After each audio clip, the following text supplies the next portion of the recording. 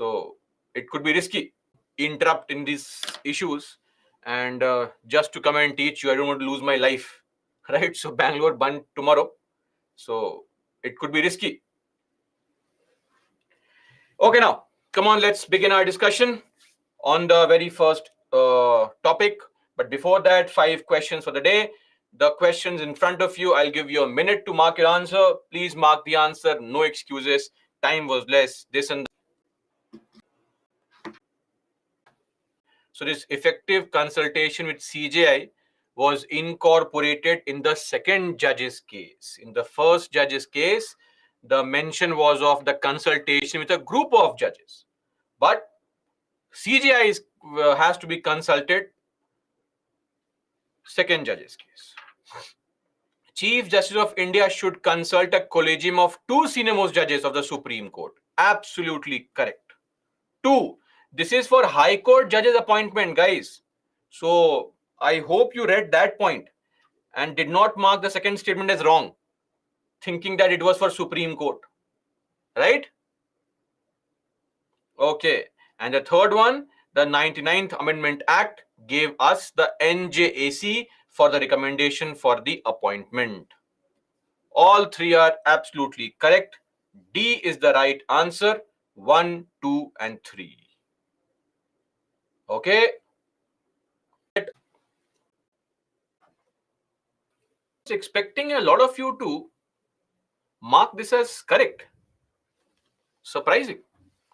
Removal of ECs is same as that of Supreme Court judge. Sorry, it is a removal of CEC only, not the ECs. The Constitution provides for the retirement age of the CEC and ECs. It is not mentioned in the Constitution. A separate law provides for it. The ECI issues notification is issued by the president or the governor. ECI fixes the program and announces the election. The CEC and the other ECs have the same powers and receive, of course, equal salaries. Right? Husam, this is my first lecture. Sit and enjoy for the first 10 minutes and then we'll start our discussion.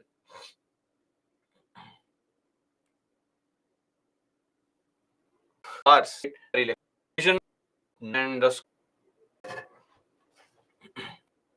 reducing the workload is the definition of a cabinet committee. In-depth examination, effective delegation, sort out issues, right? Giving federal character to policy making, that is of no concern. Cabinet committee's task is to ease the workload, ensure collective decision making. All the ministers, important ones, come together. They are kept in check by each other, etc. So to give federal character to the policy making is not the task of cabinet committees. Fourth question.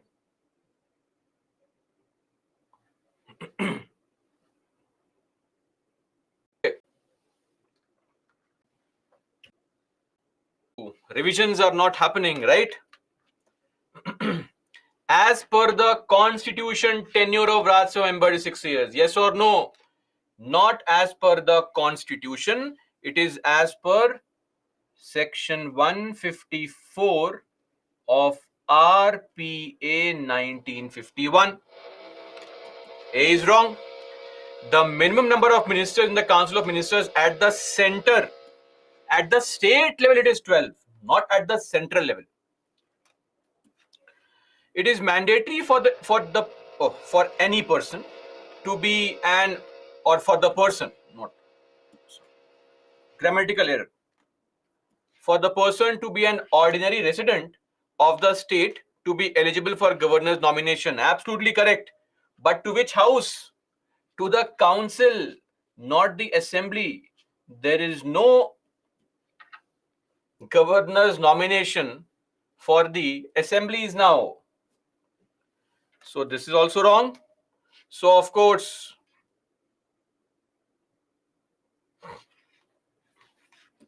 D is correct.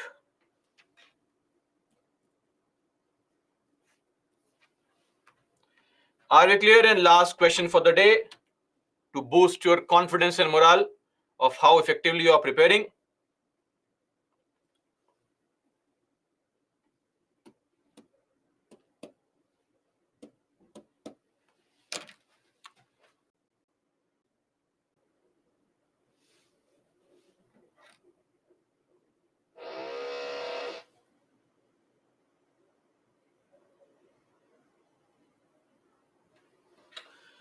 Okay, so a lot of you got this correct. A is the right answer. Okay. An award made by the Lok Adalat is final and binding on all parties and no appeal lies. Of course, you cannot appeal against an award of the Lok Adalat. One is correct. Great, amazing, very nice. Its decision is deemed to be a decree of a civil court is correct. And it deals in matters related to civil cases only. Civil cases only, or even compoundable criminal cases. Remember, the UPSC statement was also there. 2 is wrong. This is wrong. This is wrong. This is wrong. Right answer. Okay. Once a litigant has approached the Lok Adalat for the settlement, he or she cannot go back. No, they can always go back to the court. Pre or post litigative stage, Lok Adalat's doors are open, court's doors are open. You can go to any place at any point of time or both the places at the same point of time. It does not really matter. So, of course, 3 is wrong. A is the right answer. Okay, that's it. We are done. Now let's move on to the RPA 1951 and the topic disqualification, because in the last class we had seen qualifications. Ashay, some statement you will make, sir, to try to get me to call your name. Sir, have you seen the paper? There are 100 questions and you can still use elimination in some of those questions.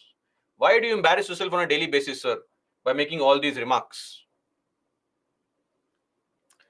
Anyway, leaderboard for the day. Now, today, nobody's asking me to show the leaderboard. Why? Some people are still there at the top. Great. Today, Kola Nisha, Sivaranjani, Angel, Mansi, Sushi, give it up. So, when it comes to disqualification not for voters, that's something you have done. For candidates, for people who are contesting elections. So I believe you know some of the disqualifications. Tell me quickly, what disqualifications are you already aware of? Disqualifications like what? Disqualifications like not being a citizen. Disqualifications like office of profit. Disqualifications like bankruptcy, unsound mind, right? All these disqualifications were mentioned under Article 102, Clause 1. A, B, C, D. And then clause 2 talks about anti-defection law also, schedule 10. Clause E, or sorry, subclause E of clause 1 of article 102. This also states one thing, that a person will be disqualified from contesting elections or from being a member if he is disqualified by a law made by the parliament. Law made by parliament. So parliament has actually made a law, and that is RPA 1951, Representation of People's Act 1951, which disqualifies our innocent MPs, MLAs, or even people who are contesting elections, right, from being a member of either house in the parliament or at the state legislature level. Now, these are 6 sections. I would request you to please mug up these 6 sections. Now, I am serious about it. UPSC has asked questions on 3 occasions. Are we clear? On 3 occasions, a question has been asked from this topic. So please, please mug up all these sections. I'll explain to you all the sections one by one, starting with section 8. Section 8. First up, disqualification under section 8. So hear me out peacefully before jumping and asking some question. In our country, there are various types of laws. Yes or no? Some laws punish for petty offenses like pickpocketing, slapping somebody, jumping the signal, right? These are petty offenses, right?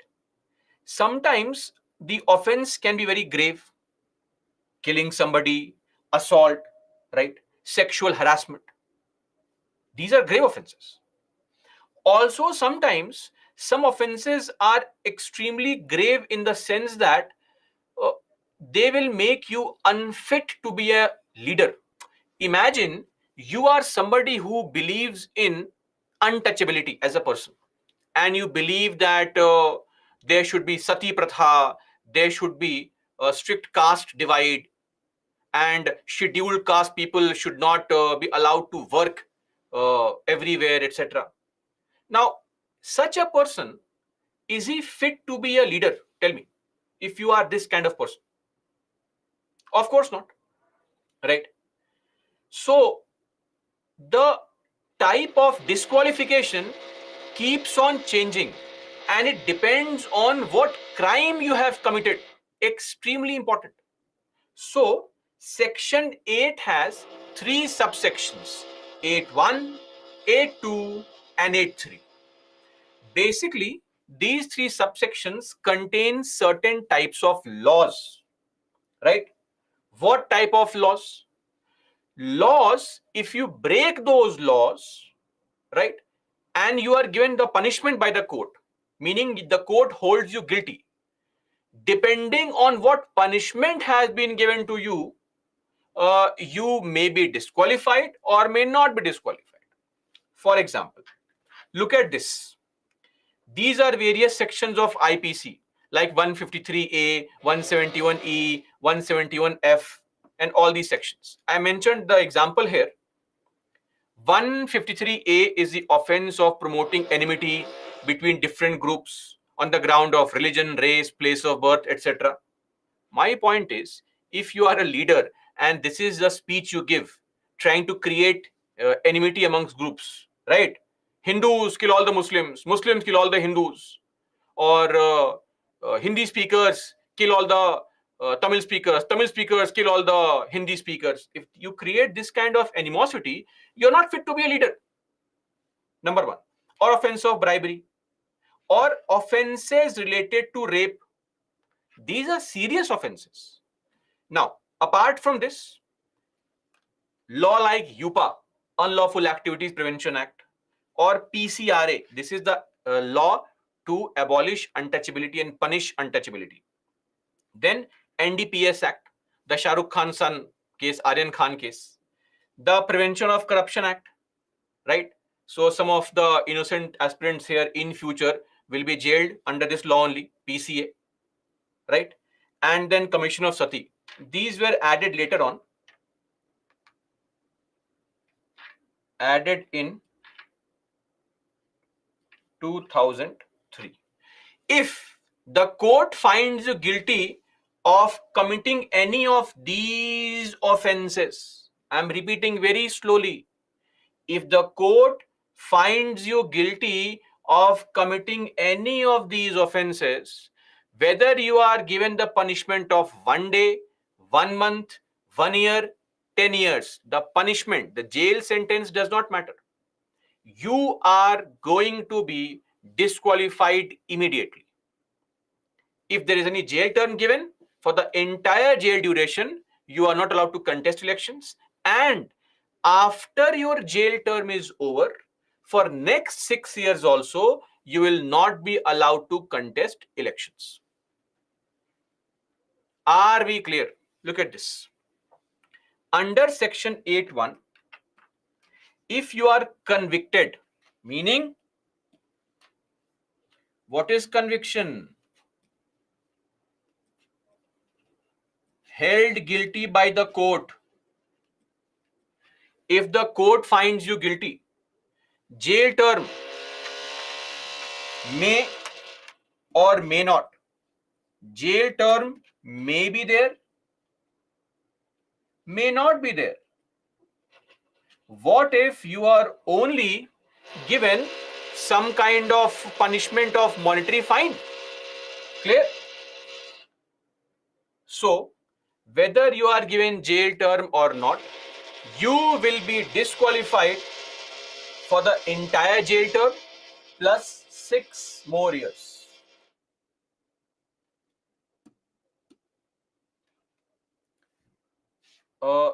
Did we understand this point, guys? Firstly, are we all on board so far? No doubts. Okay. Just give me a small moment, please.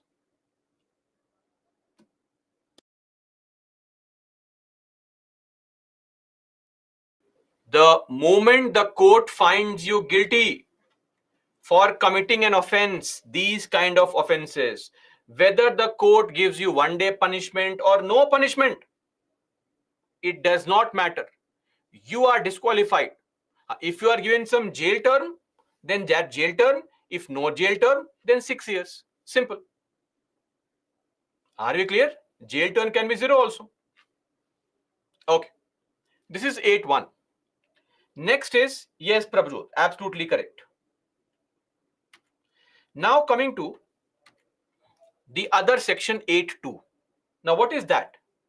Under this section, if you are found guilty of committing these 4 offenses, 1, 2, 3, 4, if you are found guilty of committing these 4 offenses only, nothing else, and the court gives you 6 months of jail, at least 6 months of jail, under Drugs and Cosmetics Act or under Essential Commodities Act. Essential Commodities Act, if you try to black market or hoard important commodities during the COVID, if you are hoarding oxygen cylinders, or the price of tomatoes has increased and you're hoarding tomatoes, possibly, right?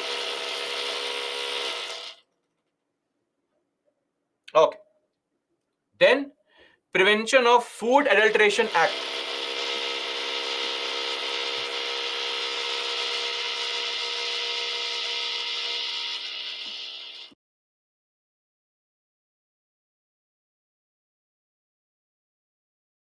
Not be effective enough. Okay, okay. So, as I was saying, Food Adulteration Act, prevention of food adulteration. So my point is, when it comes to food adulteration, what kind of examples can you give me? Tell me. Give me some examples.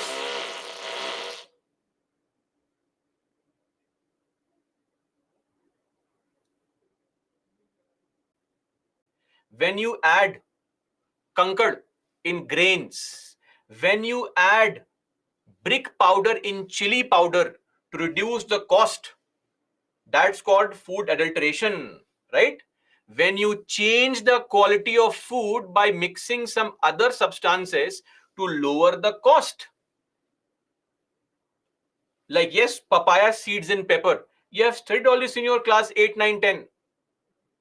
And one very, very important food adulterant. So I'm sure all of you love to eat or spicy food and stuff, and you add dhania powder in your food, right? You know what is a food adulterant in dhania powder? It is horse dung. Okay? Horse dung is the adulterant used in dhania powder, coriander powder.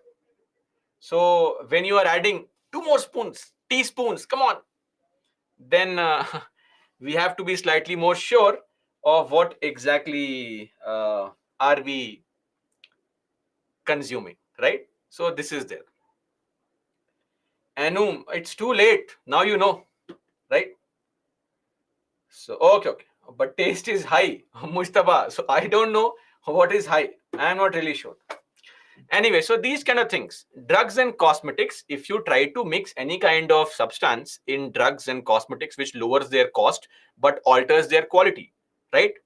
So it can have a skin breakout, etc. You see, sometimes cheaper drugs, cosmetics, etc., you use it on your face and there's a breakout, all such things, right? So those things are also a part of adulterants. You can be punished. Then Dowry Prohibition Act, the fourth one, I'm sure you know this. Some of you are planning to take dowry in future.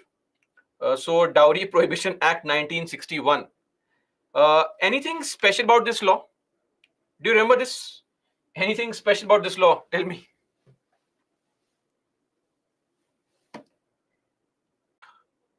Article 108.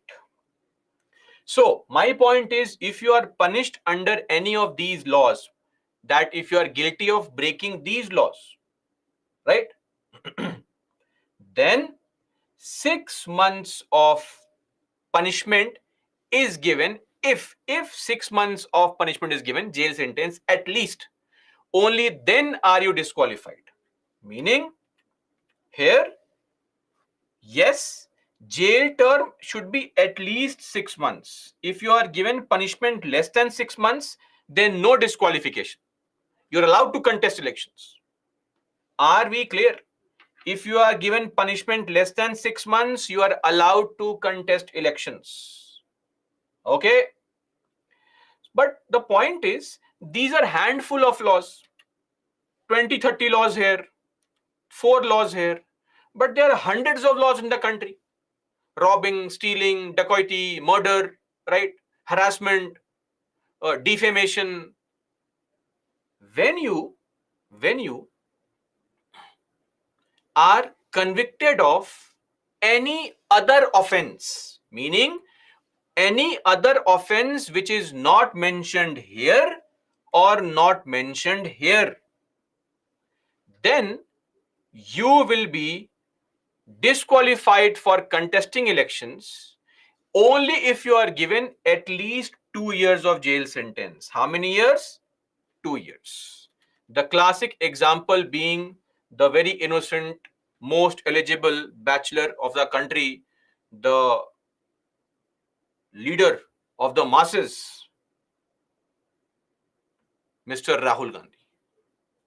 Rahul Gandhi was held guilty of breaking a law which is called defamation. So he made a statement and broke a law which is IPC section 499, and under section 500 he was given a punishment. What was the punishment? He was given 2 years of jail sentence. Now, all offenses other than any offense referred to in section 8.1 and section 8.2, if you are found guilty and the court has given you jail punishment, you will be disqualified. For how many years? Of course, for the entire jail period while you are in jail. And once you come out of jail also, extra 6 years. So if somebody has been given 6 or 7 years of jail sentence, 7 years, please tell me, for how long can this person not be allowed to contest elections? If somebody has been given 7 years of jail sentence for, say, robbery,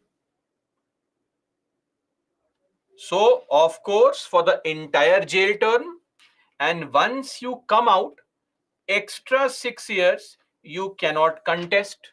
So 7 plus 6, a very difficult addition, 13 years. Because every disqualification is the same.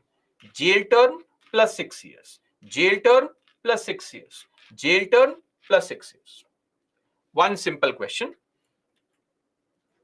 If somebody here gets some idea and says, now I am going to mix horse dung in dhania powder, coriander powder, and will sell, and he is caught on the very first day, he or she is caught on day one only, and now the court gives him or her 5 months of jail punishment. Tell me, for how long can that person be disqualified from contesting elections?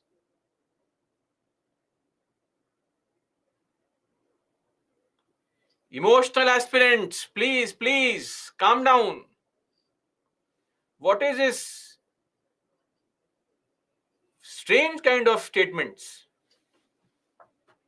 If you are given punishment under these laws, please tell me, what should be the minimum punishment to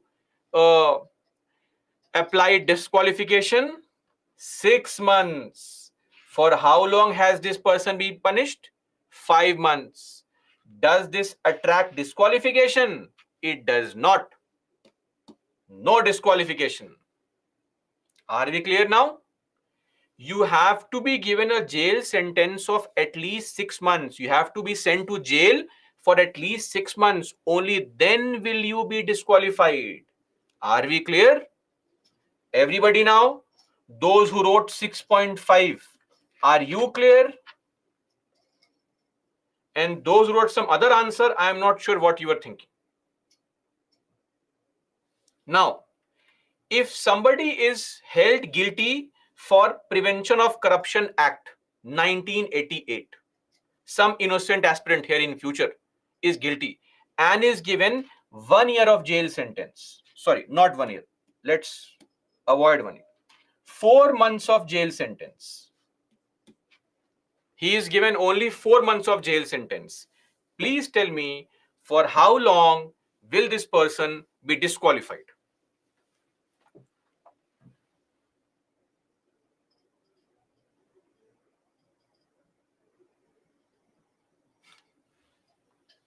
Same 4 or 5 people who always ask me to repeat.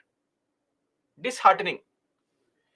If you are held guilty under any of these laws here, whether you are given 1 day punishment, 2 days punishment, 4 months punishment, you will be disqualified for the jail term, that is 4 months, plus extra 6 years. 6 years and 4 months. Most of you got this correct. So, what if there is no jail term, guys? Then tell me, what if somebody was punished under PCA and he was not given any jail term? Then how long will he be disqualified? Absolutely correct. 6 years. If jail term is 0, 6 years. Simple. Simple. I hope now we have understood it. I sense that majority of you have understood it. Interestingly, I'm reading names of few people for the first time. So yes, increase in participation. Maybe everybody is very excited to disqualify the legislators. Now, I think I just saw somebody had mentioned, it just moved on, that still our MPs, MLAs are not disqualified. Still they are legislators. Tell me why. Somebody mentioned that if we have these kind of provisions, why are our MPs, MLAs not disqualified? Tell me. Because conviction is required. The court has to find you guilty. The court has not found them guilty. The cases are only pending in the court. Are we clear? Lok Sabha, out of 542 MPs that we have, 236 MPs have a pending criminal case. Do you understand? Half of the half of the MPs have a pending criminal case. I mean, if you calculate the exact percentage, it would be around 44%. Okay. In the Rajya Sabha, 71 MPs out of around 230 to 40 MPs that we have. This is roughly 31%.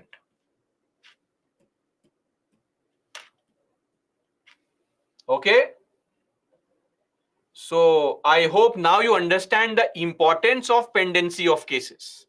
It is not just the common man who suffers, but these uncommon special people who keep on holding these posts despite possibly being guilty. And in the legislative assemblies and the legislative councils across the country, 1723 MLAs and MLCs have a pending criminal case. I am not talking about a civil case. I am talking about a criminal case. Are we clear now? That is why it is very, very important to solve cases quickly. Okay?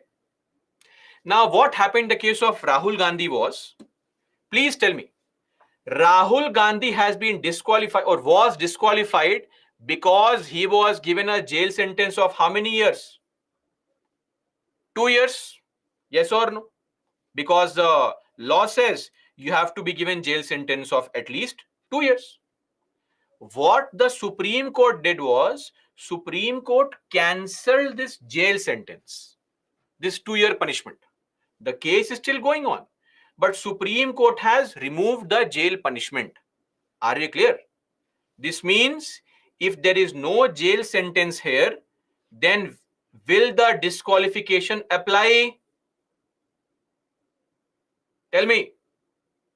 Simple. So the stay order was given on the 2 year of jail sentence. He has not been acquitted by the court, right? The case is there, but no longer the 2-year punishment. So 2-year punishment is not there. That is why he has not been disqualified and he was back in the parliament. Okay, great. Now, just to tell you a very interesting case. It's a very old case, so not really important for the examination, but you should know this. What if a question is asked? So this is Lily Thomas, who fought this case when she was in her 80s, right? 85-year-old, and she won this case. She died in 2019. You know, till 2013, we also had section 8(4). Now, what did this section say? The section said that if any sitting MP or MLA or MLC, if any current, a member of parliament, member of assembly, member of council, if he or she is disqualified by any lower court on the ground of 8(1), 8(2), 8(3), these sections and subsections, and within 3 months, that sitting MP, MLA, MLC appeals in the High Court against the lower court judgment, then he or she will not be disqualified. This means what? If, for example, you commit a crime, okay, murder somebody, the lower court finds you guilty and gives you 10 years of jail sentence, means you're disqualified. But section 8(4) said that no, wait. For 3 months, you are given the option. If you apply or appeal against the lower court order in the higher court, then the disqualification will not apply, because then we'll treat your case as pending case. Now tell me, any and every sitting MP, MLA, MLC, will he not appeal against a lower court judgment? Tell me, yes or no? Any and everybody appeals. They are in fact sitting MPs, MLAs, MLCs. They have resources, they will appeal. And then you know, what is the pendency in the High Court? 60 lakh cases. How will their number come? 5 years are over, right? So the point is that this section 8.4 was so biased in the favor of sitting legislators that practically you could not disqualify anybody. A disqualification under these sections in case of sitting legislators only shall not take effect until 3 months from the date of conviction, or if within that period the order is appealed against in a higher court. This was the provision that Supreme Court cancelled, saying this is wrong. And Supreme Court said, we don't care. The moment any court, even the lowest court finds you guilty, you are disqualified immediately. It is your duty to go and appeal in the Supreme Court and get the punishment removed. Are we clear? That is why Rahul Gandhi was found guilty and was immediately disqualified.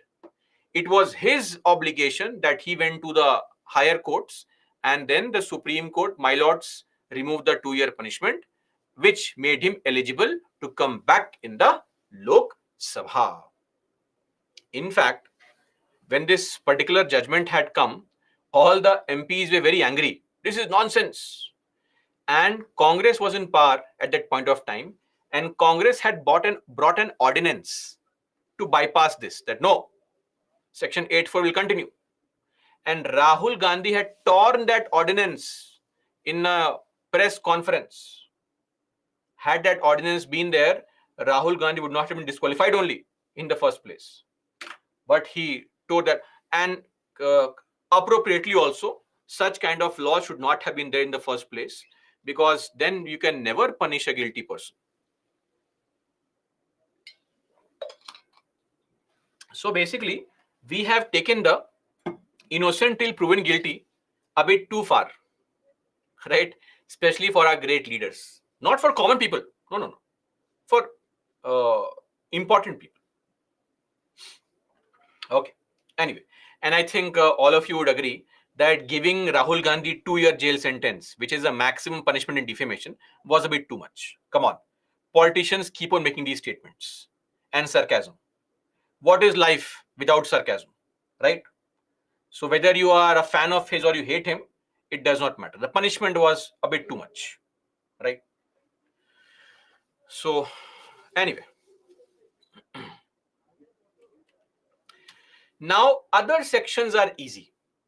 8A, 9, 9A, 10, 10A, very easy sections. How? Disqualification on ground of corrupt practice. What is the meaning of corrupt practice? Now this is actually defined in this RPA only. Definition is under section 123 of RPA 1951. Example. What are the examples? If you bribe the voter or the candidates, tell me, dear aspirants, how many of you know that your innocent MPs and MLAs or candidates bribe voters? Yes or no? If it is proved, they will be disqualified, but for maximum 6 years, not more than that. Even if you are given some jail sentence, the total disqualification cannot be more than 6 years. Clear? Or if you are also trying to influence the voter, threaten them, influencing voter or the candidates, or other examples, for any party in power, if you try to use government resources to further your prospects of winning the election, using government's resources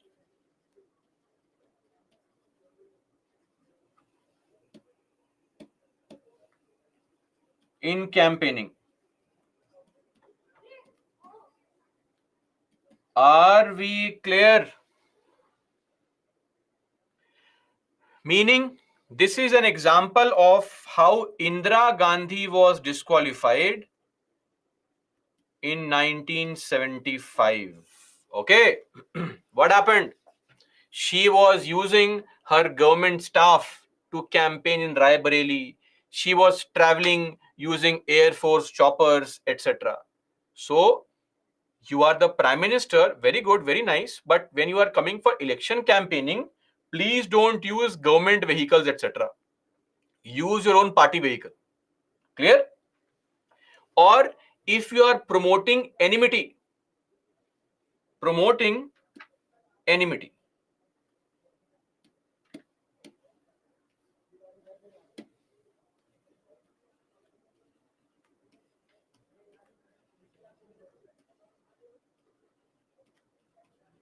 Meaning making statements.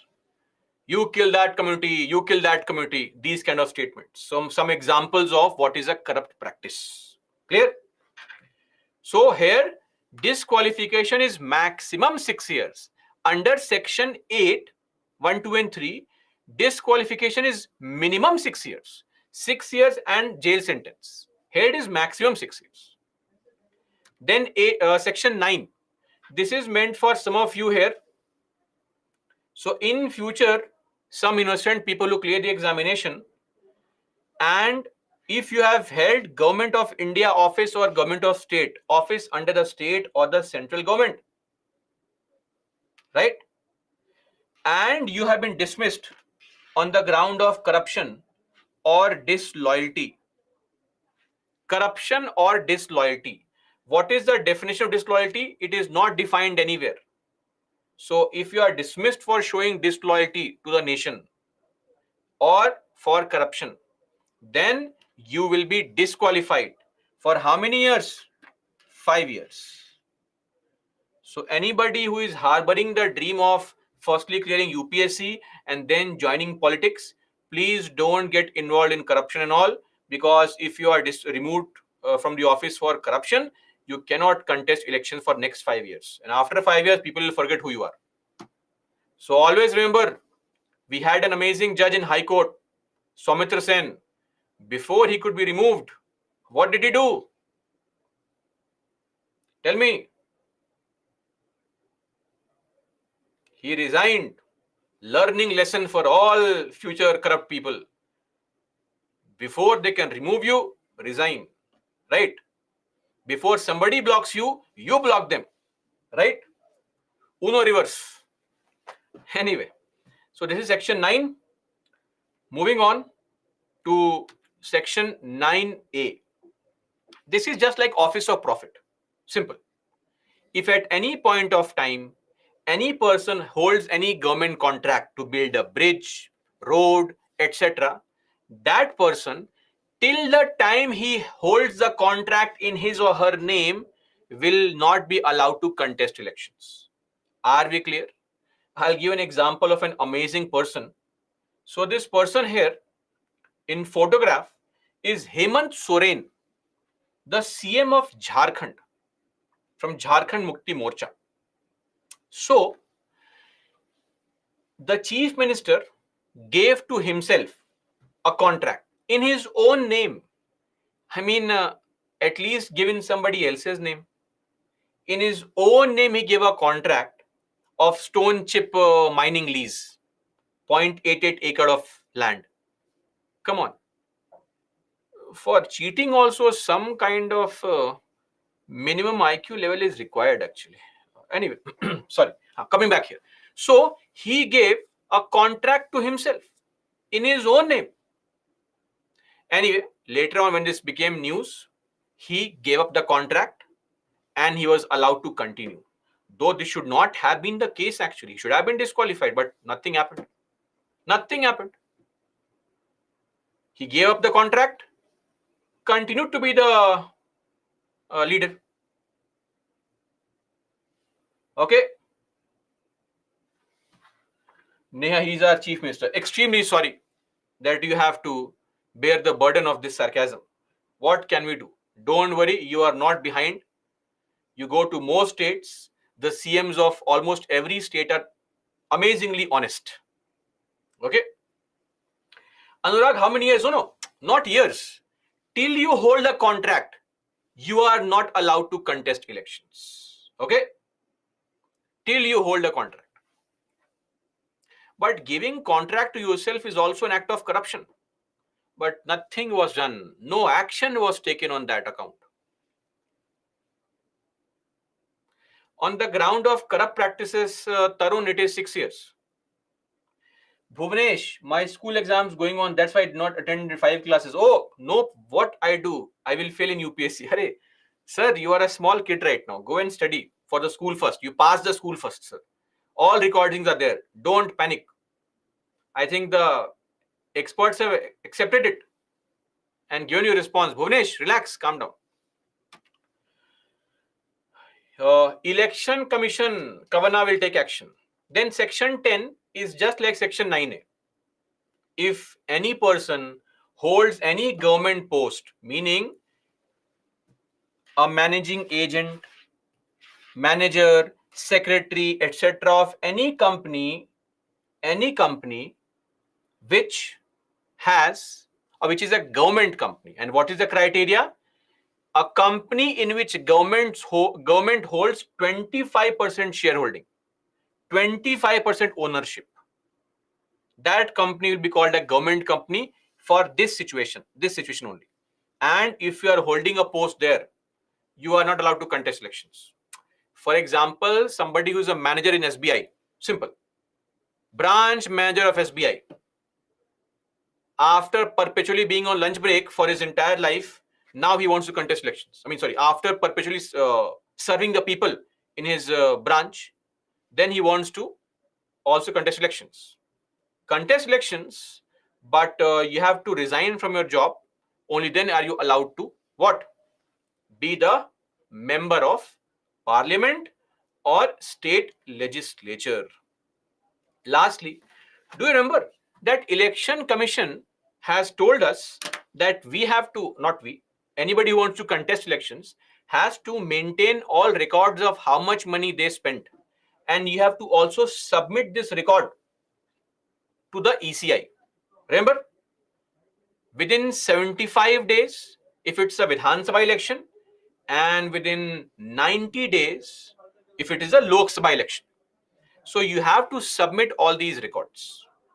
If the election commission is satisfied that a person has failed to lodge an account of expenditure within the time and in the manner and has no excuse, he's saying, my computer got formatted, my dog ate my paper. If you give this kind of excuse, then the election commission can disqualify the person for how many years? 3 years. So please make a note of this. Somewhere 6, somewhere maximum 6, somewhere 5, somewhere 3. You have to remember all this. Now tell me one more thing. If you read this particular section, does it say that you should not cross the upper ceiling limit of expenditure? What is the maximum limit of money that you can spend when you want to contest elections? For campaigning, tell me, maximum money in any circumstance. That is 95 lakh rupees for larger constituencies in the Lok Sabha. 95 lakh rupees. That's the upper limit. You can't spend more than that. But let us say somebody spends 2 crores. What happens? If you spend 2 crore rupees, what happens? Does he get disqualified? Where is it mentioned? This section only says that if the ECI is satisfied that the person has failed to lodge an account of expenditure and has no reason for why he has not mentioned. That's it. But Supreme Court said, come on, it makes no sense. This also includes plus exceeding the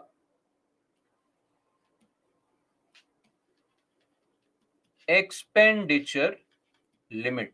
Of course, So if you cross the expenditure limit, you'll be disqualified. For how many years? Tell me quickly. How many years? 3 years, not 5 or 6. 3 years. Okay. Venu, yes. Vajpayee actually mentioned this. I think I mentioned the statement that Atal Bihari Vajpayee, the former Prime Minister, mentioned this on the floor of the House, that every politician in this country begins his career with a lie. And what's the lie? That he has been limiting himself within the upper ceiling of the election expenditure. Everybody knows that this limit is a sham. But what to do? Now, just to summarize this, Election Commission of India has this unique power. What's the power? Removal or reduction of the disqualification period. ECI can remove. Are you disqualified for 3 years? No problem. Removed. Go and contest. Are you disqualified for 5 years? No problem. Go and contest. For 6 years? No problem. Go and contest. Election Commission has a power to not only reduce the period, also remove disqualification. But they have to give reason why. Why they are removing the period of disqualification. But ECI does have such a power. That is why it is very important to ensure the independence of Election Commission of India, which the government, I'm sure, has done in the recent bill, which we read in the previous class. You know how effective now the bill is, that it has made the condition of service of election commissioners same as the cabinet secretary. And now the CM, his best friend, the PM, his best friend, and some LOP Lok Sabha will together appoint the members of ECI. Such independent appointment we had never seen in our life only. Right? So, yes, for 8.1, 8.2, 8.3, every section, ECI has full authority, right from section 8 to 10A. They can reduce or remove the disqualification period. Okay. Anyway, now, if somebody has any problem with the election process, somebody cries cheating, that's what losers do, right? So if you cry cheating has happened, like the Australian or the Bangladeshi cricket team, then feel free to approach the High Court, original jurisdiction of the High Court. Are we clear? Yes, absolutely correct. EVM hacking. So a lot of these parties keep on saying when they lose the election, EVM means every vote Modi, EVM can be hacked, etc. But when they win the election, then they are silent. EVM is very nice. How dare you? Come on. Don't make all these statements. EVMs cannot be hacked. So why to embarrass yourself, right? Or stick to a stand. Even if you win the election, say that it is all false. EVMs can be hacked. Anyway, approach High Court within 45 days of the conduct of elections. And appeal can be done in the Supreme Court, of course. So this is one more way where if you are disqualified, you can seek some help, etc. Or if you have any dispute, you're not being allowed to contest elections, your nomination paper has been rejected by the Election Commission, etc. Clear? High Court and Supreme Court are the courts. My simple point to you and question to you is, please tell me, aspirants, how many forms can you fill in the UPSC? Hundreds of forms you can fill, no problem. But how many are selected? Tell me. Only one. You can fill hundreds of forms, but only one is selected, right? This means you can give exam only once every year. Now, our MPs, MLAs, MLCs, our politicians, they can contest from multiple seats, 2 seats. This is actually mentioned under section 33 subsection 7 of RPA 1951, that they can contest from up to 2 constituencies. For example, Narendra Modi in 2014, Rahul Gandhi in 2019, contesting from multiple constituencies. And thankfully, it is now only two. Before 1996, it was more than two.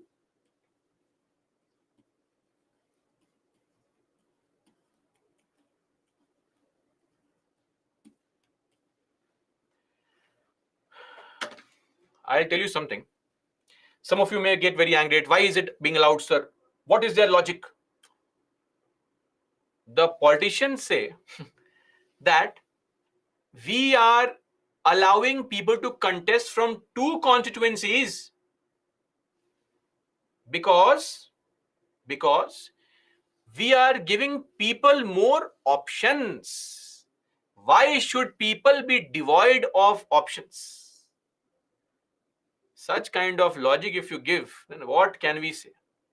Okay, they just want to play safe. That is all that they want to do, right? Anyway, now if any casual vacancy happens, what is the meaning of casual vacancy? Tell me. Vacancy because of death of an MP or resignation. Why will an MP resign? But if he resigns, resignation. Like one of our recent parliamentarians, so interesting thing happened was one of our parliamentarians used such nice parliamentary words recently. Did you follow the news? Were you proud of that amazing moment, right? After studying polity, there is a moment of pride, right? That see, we have voted for these amazing leaders who use such nice words in the parliament, right? This is what we have chosen. These are people who we vote for. So, of course, those words were expunged. That's it. Expunge those words. Why else? Or what else is needed? Nothing else is needed. And some other people countered it by saying that MP also used that word. That MP also said it 2 years ago. Punish all of them. Right? Anyway, what to do? So, this is what, first deserve, then desire. I think we deserve this only. If we cannot improve our behavior and vote based on these things, then we deserve these great leaders only. What can we do, sadly? Keep on changing the parliament, make the new building, but if we cannot elect better politicians, what to do? The quality of the house is as good as the people who are sitting in the house. Death, resignation, or also disqualification.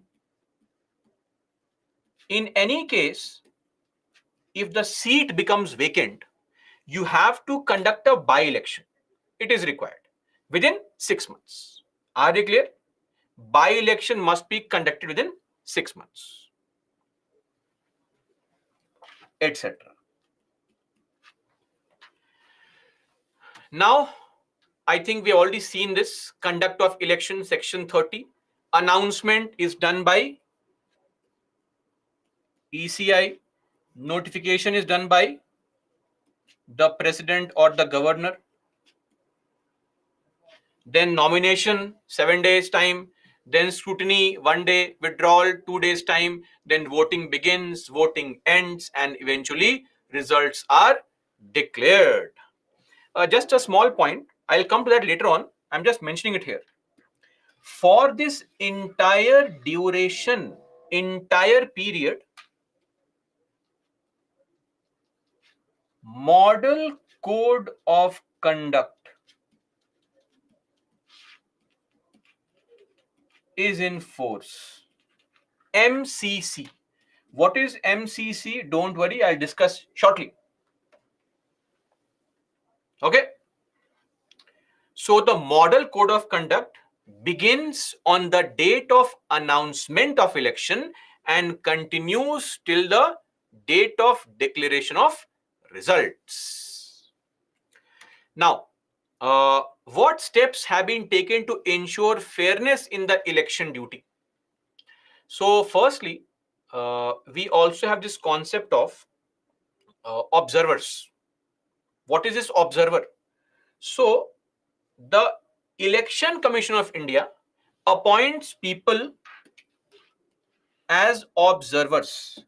Who are these people? These are IAS officers from other states. These are IPS officers from other states. Revenue service officers, general observers, counting observers, expenditure observers. So basically, you are a returning officer, a district magistrate in your own area, and you are conducting elections in your constituency. But to ensure further that there is a further check on you, let's say you are in UP, somebody from Gujarat will be sent as an IS officer, and he will be told, you please observe in this constituency. So with his force and all, he'll roam around here and there and ensure that the voting is happening properly, no parties exercising any undue influence, etc. And the observers have such power that if they find that some malpractice is happening, they can tell the returning officer, wait, stop the counting of votes, stop it, cheating has happened. Or they can also stop the declaration of results, and they can give a report to ECI, and then the ECI, if it finds merit in the report, can go for repolling, recounting in that polling booth. And if you are a returning officer of that polling, constituency, and some complaint comes against you, trust me, your future in the civil services, as far as promotions are concerned, is completely jeopardized. Forget it now. Believe you me, there is no scope for promotions for a long period of time, because whichever party comes to power, no party will ever support a civil servant whose behavior has been found to be corrupt in the elections. Even if you are supporting them only, does not matter. So during elections, please be fair, because one negative remark by the Election Commission has the power to spoil your entire career. Clear?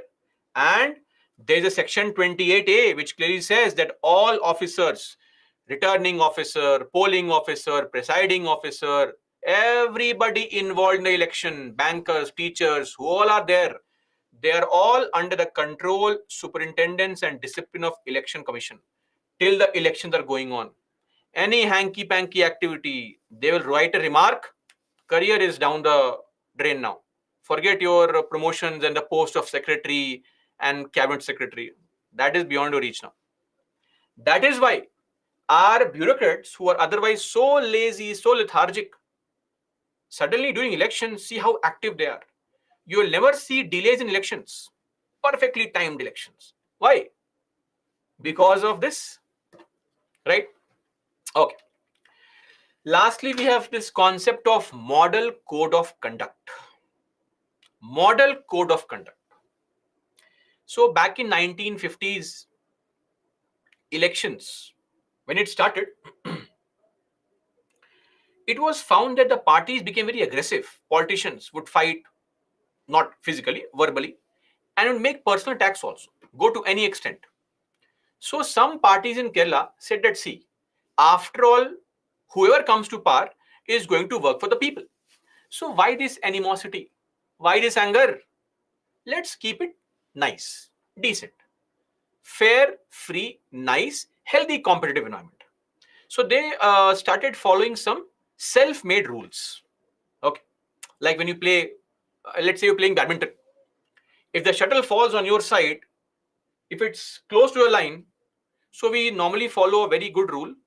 Whoever is on that side, you decide, you take the call, and have this belief that you will not cheat. That's it. We cannot install cameras in our house. to play and record all these things. So it's largely a belief. Okay, nobody will cheat. We'll all have a fair game. Simple. Election Commission loved this idea. In 1971, it said, let's implement it. So they implemented it.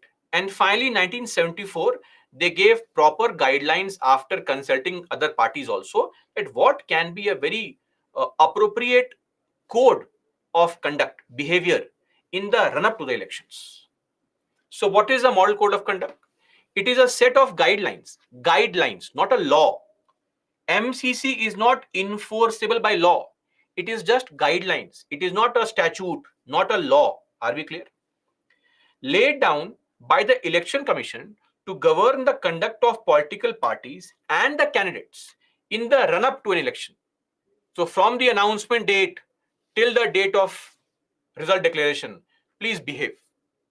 Decent behavior, please. What's the purpose? Providing a level playing field for all political parties to keep the campaign fair, keep it healthy, avoid clashes, conflicts, etc., ensuring peace and order. This is a point of model code of conduct.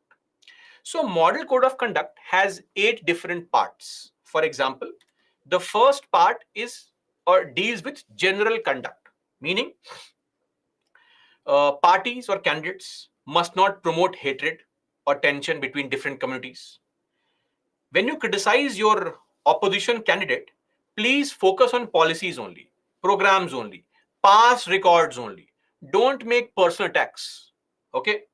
Then, no appeals to caste or communal feelings. And please do not use a religious place for propaganda. Avoid bribing, avoid intimidation, don't canvass near polling booth, etc. Don't transport the voters. A lot of parties, what they do is they take voters from their houses and say, come on, come and vote in buses. Don't do all that. Then also respect individuals' privacy, right? Don't demonstrate in front of your opposition member's house only. I'll campaign here only. At 12 o'clock at night, I'll disturb your peace. Don't do all that. Okay.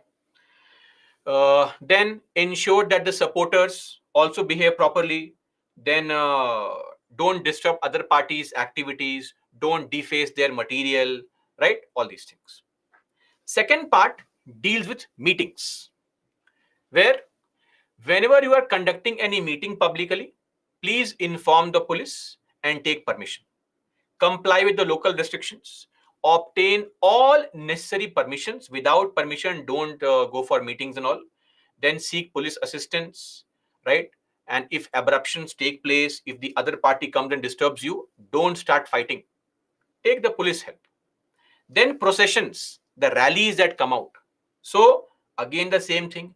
You have to plan and inform the local authorities about the route, about the timing, comply with the traffic regulations, move on one side of the road only, don't disrupt the traffic, avoid peak traffic hours. We all know that they choose peak traffic hours, right? They choose the peak traffic hours only, but ideally you should not. Don't disrupt the daily commuter who is going to office. Don't block traffic. Don't clash with other parties' processions. No fighting. Be decent. Then on the polling day, on the day of polling, ensure peaceful polling. Respect voters' right, voters' privacy, right? Then, if you have any authorized worker of your party, they should carry an identity card. Don't distribute liquor near the polling booth or on the polling day. Make them drink. Come on, drink. Go and vote. Press for that button. Don't do all that, right? Maintain simple campaigns and don't display any kind of propaganda. Don't serve food to the voter. Voter, chicken biryani. Oh, vegetarian, veg biryani. Vegan, soya biryani. Don't do all this, please. Then, inside the polling booth, firstly, inside the polling booth, very important, only voters and the valid election commission officials should be allowed inside the polling booth. Others should not be allowed inside the polling booth, right? Then, if by any chance somebody breaks the law, let's say some great leader tries to make a statement trying to what? Trying to use caste religion as a card in their speech, then who will punish? So election commission has appointed some local government official in every constituency. They are observers. They are the authorized officials to take up complaints for violation of model code of conduct. So if the model code of conduct is getting violated, then go and complain to them. They will take up your complaint, and in case there is any problem, they will also ensure punishments. What are the punishments? Tell me. If you violate the model code of conduct, what kind of punishments are given? Death sentence, life imprisonment, yes or no?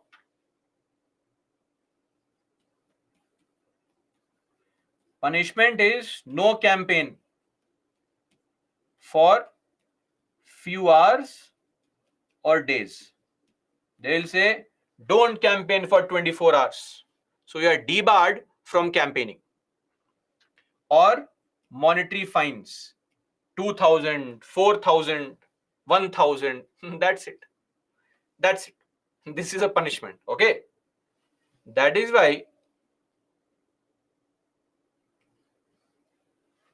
Oh, Shubha. No. Not death sentence. Why would somebody be given death sentence? Interesting. I'll give you examples of this. Arvind Kejriwal, Mr. Kejriwal, in 2017, there are plenty of examples, but I'm giving you the top leaders examples. Arvind Kejriwal, in 2017, the Goa elections, he had gone and he was addressing a public rally, and he said, parties are giving you 5,000 rupees. You demand 10,000 from them and vote for my party. This must have been a joke.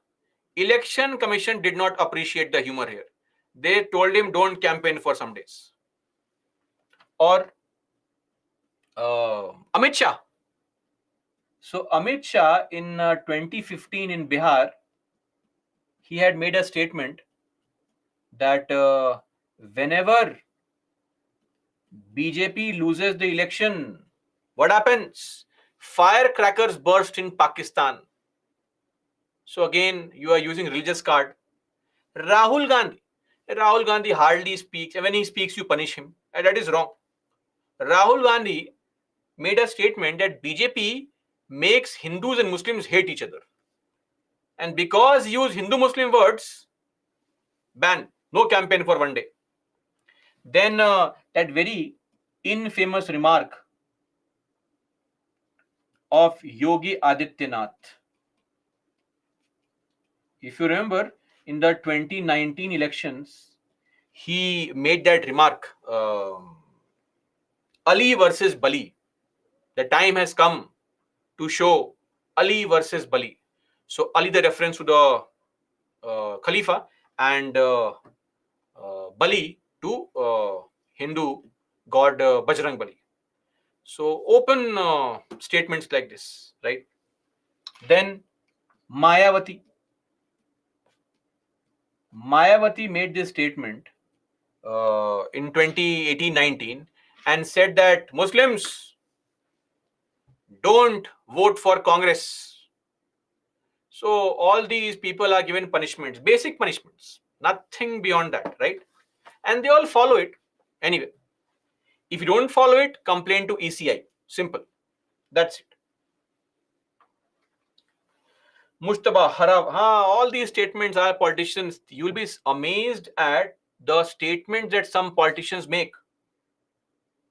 Sir, who is Mayawati? Mayawati is a leader of a very big party, a national party. The party she heads has been a national party for a long period of time. Okay? It's called Bahujan Samaj Party. BSP. Yes, BSP. So Azam Khan, this leader, I remember, I think in 2019 elections only, he made such derogatory remark against his fellow candidate, Jaya Prada, this actress, with sexual reference also. So anyway, what better can we expect from our great politicians, right? So anyway, part 7 Now, part 7 is very important. It deals with the party in power. So see, you are the ruling party. So of course you control all the resources, you control all the officers. Please don't misuse your position for election campaign. Ministers should not combine their uh, official visit with campaigning. No, don't. They are separate. Okay. Please, public places, etc., should be used fairly by every political party. Just because you are in power does not mean you tell the DM, tell the SP, don't give permission to any other party to hold rally. Now SP says what to do. One party says we want to hold rally. Letter is there. SP says no, can't give permission. No rally. This is biasness, right? Then avoid issuing advertisements at the public expenses, right? Then any kind of discretionary grant or payment should only be announced, right, after elections. If during campaigning you start making statements, how much do you want? 70,000 crores, we'll give it to you. Don't make all these promises, right? And also, ministers should not enter the polling stations. Ministers should not enter the counting places. Don't display your party symbol inside the polling booth. All this should not be done, right? And finally, the guidelines on the election manifesto. What is election manifesto? Tell me. Poll promise. Election manifesto refers to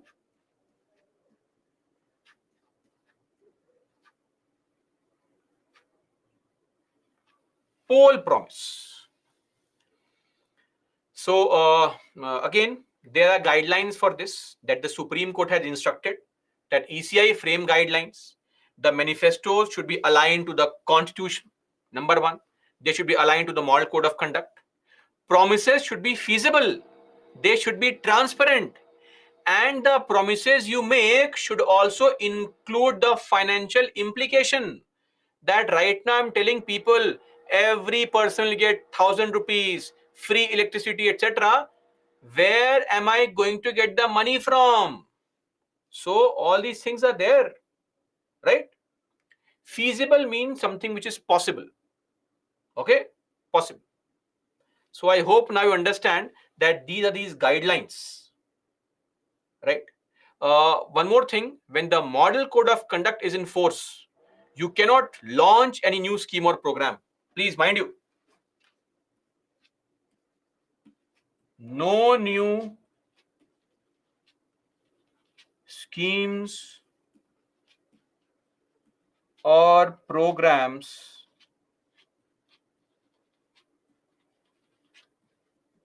should be launched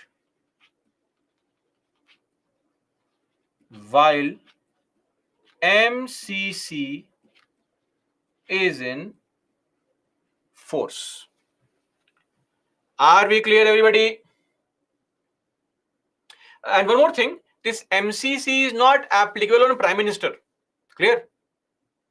MCC is not applicable on the Prime Minister. He may have lot of tasks to perform, so he's a government's representative. That's not possible to curb his movement and all. It will be difficult and challenging, right?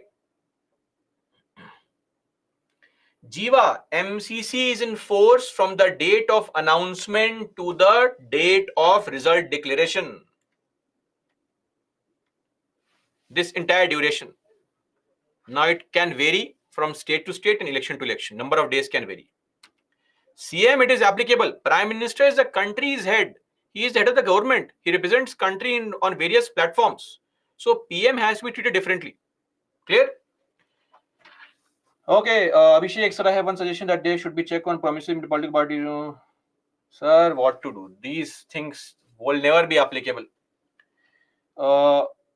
Mitisha, how can civil servant do that without biasness against ministers? There should be something. What to do? Nudigodi, sir, by allowing to contest from two constituencies, if they win in two constituencies, they will by election. Lakshmi, she did not violate MCC. She violated RPA. Two different things, RPA and MCC. Okay, RPA is a law, MCC is not. N Siva explaining part 7. Sir, part 7 is a very big part. Part 7 is the limitation on the government. Sir, stay in the class, don't leave the class in between and then come and say explain everything. Mr. N Siva, you are a consistent problem creator. You have issues in everything. I've been observing this, and reports like this from other areas also of subjects. So party in power refers to whichever is the ruling party in power, it controls every resource, right? So if I instruct all my officers that never support, don't give any permission to any opposition candidate, cancel their permissions, arrest them if they campaign, that is wrong. Or during the campaign period, I start announcing new schemes, new programs, giving free money, etc. That's a problem. So ruling party, it is an added emphasis on the MCC that ruling party, please do not misuse your position for election campaigns. Abhishek, Election Commission of India. Okay. Some of you are asking a question, not some, two of you. So I'll ask these questions first and then I'll explain the answer. So Shreya and Nutikudi, solve this question. See, model code, just a minute guys. Model code of conduct is not legally enforceable. Some of you may say, sir, these are the moral obligations only. Yes, I mean, but then the ECI does punish you and debars you from campaigning for 1, 2 days, 3 days. That is not a very strict punishment. When people have said and Supreme Court said make it legally enforceable, then ECI said no, it can't be done, because right now when the ECI imposes punishment, the candidates accept the punishment. But if you make it a law, then if I impose punishment, then you will go to court and challenge it, and then the case is pending. Then how can the election ever be completed? That is why ECI says there is no point in having model code of conduct legally enforceable. These are guidelines a party should follow. Okay. Mark the answer for this question quickly. Poll number. Restrict law is RPA. And it's not 3, it's only 2. So 1 is wrong. Wrong. Now look at the second statement. In the 1991 elections, Devi Lal contested from 3 Lok Sabha. Now how can you mug up all this information? It is impossible to mug up all this information. But the moment you eliminate 1, 2 must be correct. See, that is why you don't need to know 2. And yes, that's true. Devi Lal, the former deputy prime minister, contested from 3 constituencies. In fact, 4. One in the Vidhan Sabha also. Sikar, Rohtak and Firozpur. Imagine had he won all the constituencies. He would have to choose only 1, leave 3 by-elections. And look at the third point. As per existing rules, if a candidate contests in 1 Lok Sabha election from many constituencies, his or her party should bear the cost of by-election to the constituencies vacated by him or her in the event of him or her winning in all the constituencies. Yes or no? No.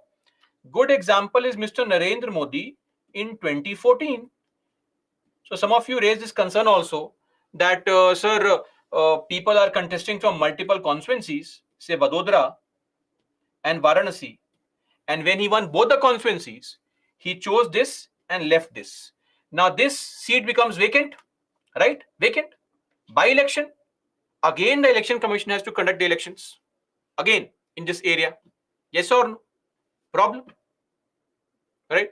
Money being spent. 5-6 crores. Taxpayers' money. So there is no rule, but this is actually a suggestion that this should be done. If you are trying to play it safe, please play it safe at the cost of your party, not at the cost of country. So 3 is wrong. This is wrong. B is right answer. And Devi Lal, who contested from 4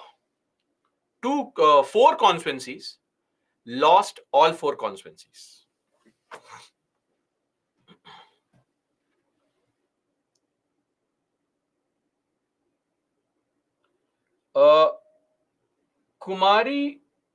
Pihu, there is a law. There is a law right now. So why will you go before 1996?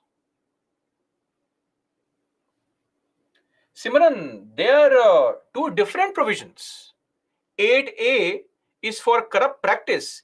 8.1 is for certain laws. You please look at the laws mentioned under 8.1.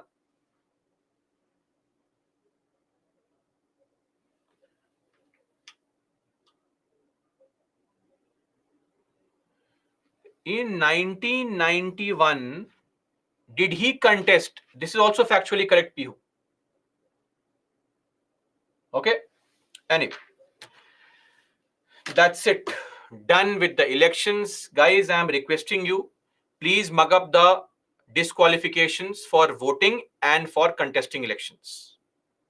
I am very serious about it. You may take it casually, but questions are coming from these. So don't ask me questions, sir. 8, 1, 2, 3, all. Yes, all. Please be serious about it. Okay? Mug up all these sections. I'm not saying mug up this entire paragraph only. But no, when I say 8, 1, I know 8A, 9, 9A, everything. Clear? So this entire list should be mugged up. Very, very important. Same goes for disqualification for voting.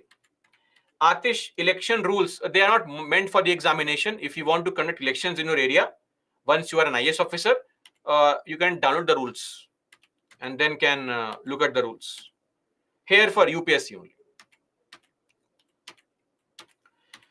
Now, some electoral issues, starting with the topic in discussion. Though I did mention one day that there is a YouTube video recorded by me only. No self-promotion. Not interested. I'm sure none of you must have watched the video. So busy in life. So I have to explain this point because it's in discussion a lot. One nation, one election. Simultaneous election. That's the concept.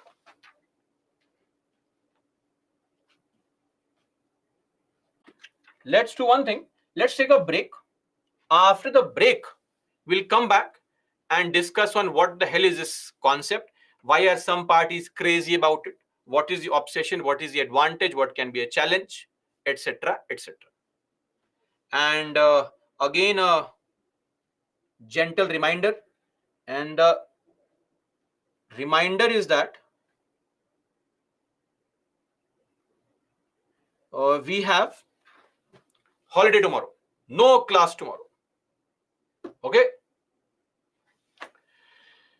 Break, please come back at 7. Don't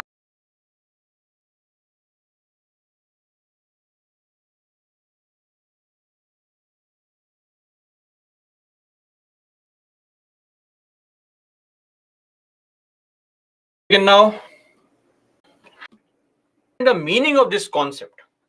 So just to further elaborate on this idea, if you look at the current situation, say from the last 1 year, we had elections in Gujarat, in Himachal, recently in states like Tripura, Nagaland, Meghalaya, recently in Karnataka. Then in a few months, we'll have elections in Chhattisgarh, MP, in Rajasthan, Telangana, Mizoram. Then the 2024 elections, Sikkim elections. Every few months, there is election at some place, somewhere, right? Every few months. So the point is, can we not have this idea that we have elections once every 5 years, center and state together? So that concept is what is called one nation, one election. Now, there is no definition of this. So, is it possible that we are referring to one nation, one election for the Lok Sabha, Vidhan Sabha and Panchayat municipalities also? Maybe, but that will be very difficult to undertake. So as of now, what we can gather from news items and from the speeches, etc., and from the law commission reports, is that the idea is having elections at the same time for Lok Sabha and Vidhan Sabha only. Lok Sabha and Vidhan Sabha only, not for the panchayats. That's one nation, one election. So now, one more thing. The elections for Assembly and Lok Sabha together, same day, may not be possible, but of course, maybe 1-2 days here and there, that may be possible. So same day may not be possible, but around the same time. Now, have we had this before? Yes. Was it was that through design? No, through sheer chance. If you observe 1952 elections, 1957, 1962, 1967 elections, at the same time, Lok Sabha also, Vidhan Sabha also. Then comes 1957, or rather 1959. In 1959, in Kerala, there was President's rule, and Kerala's 5-year time frame became out of sync. So Kerala started having elections from 1960 to 65. Other states were in sync with the Lok Sabha. Clear? Then again, in 1965, there was President's rule in Kerala. It became again for 2 years. But post 1967, with the split in the Congress and all that, including Lok Sabha, 1967 to 70, Lok Sabha only. Then states like Bihar, 67 to 69, states like Odisha, 67 to 71, states like West Bengal, 67 to 69, states like Haryana, 68. So various states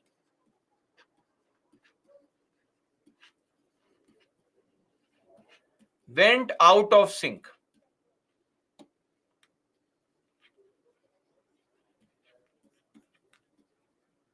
With Lok Sabha, because we never planned for it.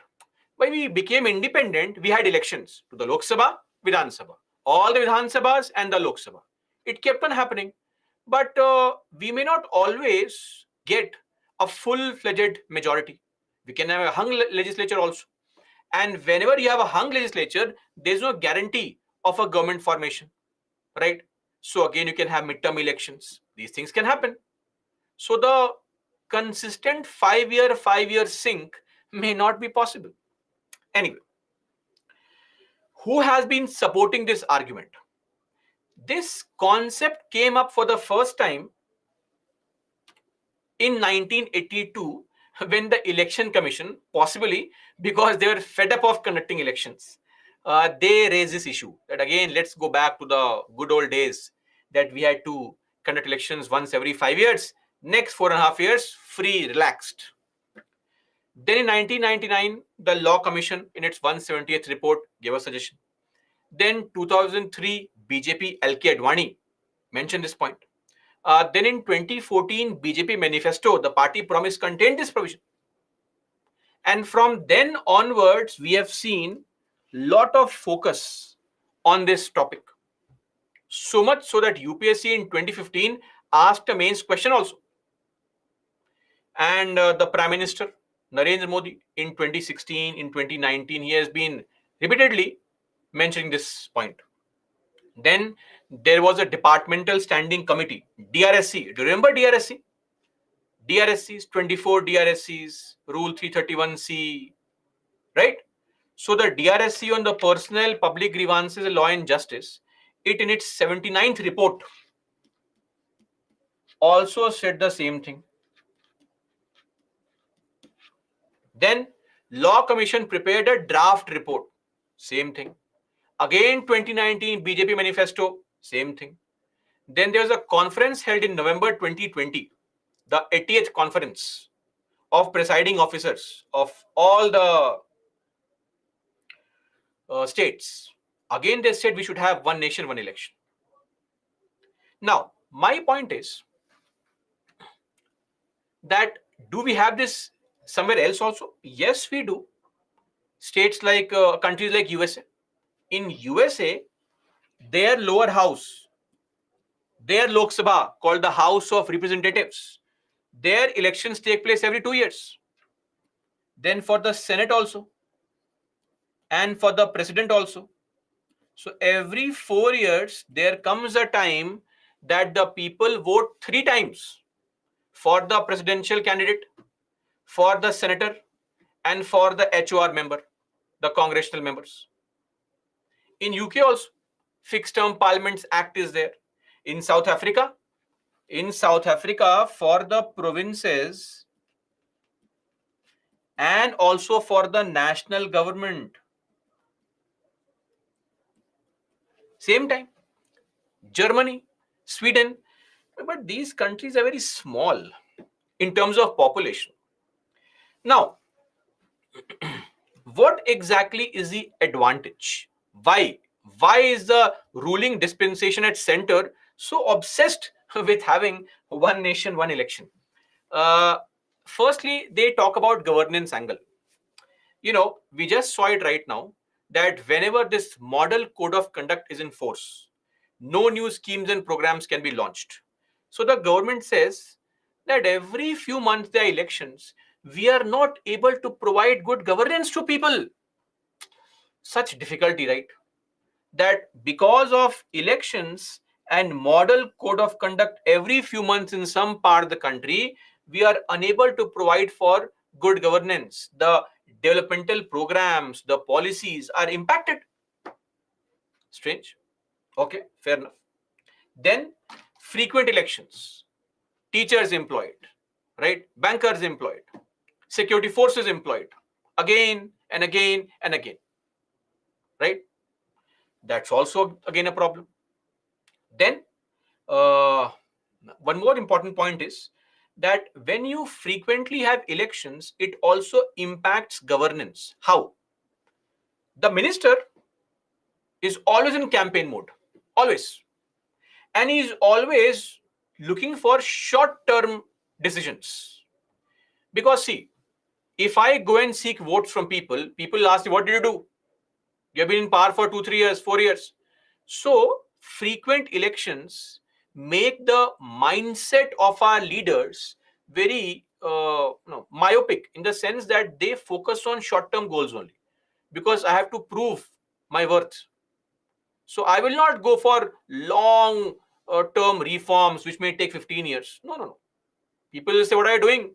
People want results, immediate results.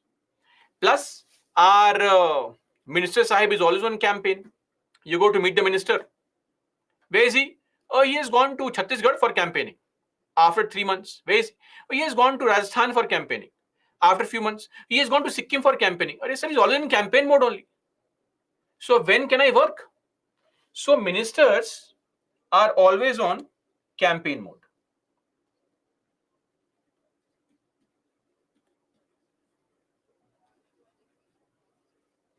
Now look at this. I mean, this is a problem of the parties. Why should we be concerned? Sadly, the politicians agree that, see, this is our problem. We're always in campaign mode. At least they agree that they're in campaign mode and have not been performing properly. Thankfully, they agree to something. Then, the financial angle. Corruption. Frequent elections, more money. The more the elections you have, the more the money is required for campaigning, right?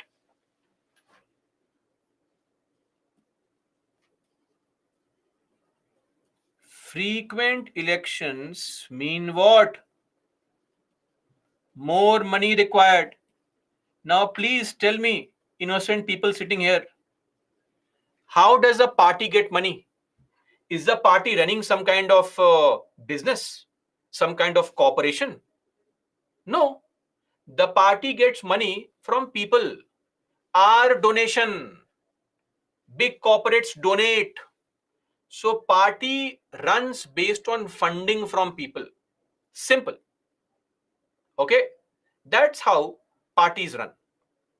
Now, what can you and me contribute? 1,000 rupees, 1 lakh rupees. Corporates contribute crores of rupees, right?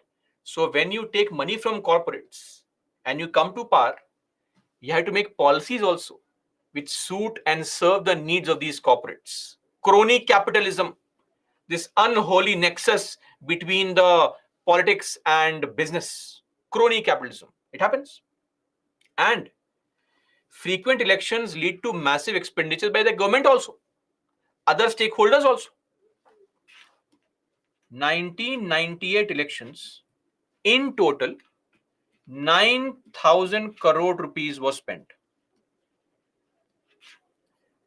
2019 elections, 55 to 60,000 crores spent. One more thing, according to some surveys and data, that is the Association for Democratic Reforms data, in 2019, around 12 to 15,000 crores were given as cash to voters. Then additional 20-25 crores were spent in campaigning, and formally 10 to 12 crores were spent to conduct the election. The average spending per vote was rupees 700. Rupees 700. Let me tell you something. The Finance Commission, the 15th Finance Commission, gave recommendations to spend money for panchayats and municipalities. The government is going to spend on an average 654 rupees per person per year, right? Based on the Finance Commission recommendation. But to get one vote from one citizen, on an average 700 rupees was spent. 100 crore rupees per constituency is the average. 555,000 crores means 100 crore rupees per constituency. Such is the cost of elections. It's not a joke. And this money comes from big hotshot MNCs. And that is why when these parties come to power, you may claim that party is a suit boot ki sarkar and this party is a rich man's party. Every party is doing the same old story of serving the needs of these corporates. You have to. They are your biggest funding organizations. Financial angle. Then, social angle. Now, this is true but shameful. See, one thing is that frequent elections disrupt public life. Traffic jams, road blockades, delivery of essential services, right? Elections again and again, campaign again and again, processions, rallies, gundagardi, standard. And not just this, election becomes a time that these politicians remind us of how different we are. See, I don't need to give a statement here to make you realize that our country is divided along religious lines, caste lines, etc. The fault lines do exist already, thanks to our politicians. But if you keep on reminding us, right, you keep on entrenching it deeply. Let's see, well, you are different. You are Hindu. Your expectations, your aspirations are different. Oh, you are a Muslim. Your needs are different. Vote for me. I will fulfill your needs. If you keep on perpetuating the caste divide, the religious divide, how will there ever be unity? And then we have the big national propaganda.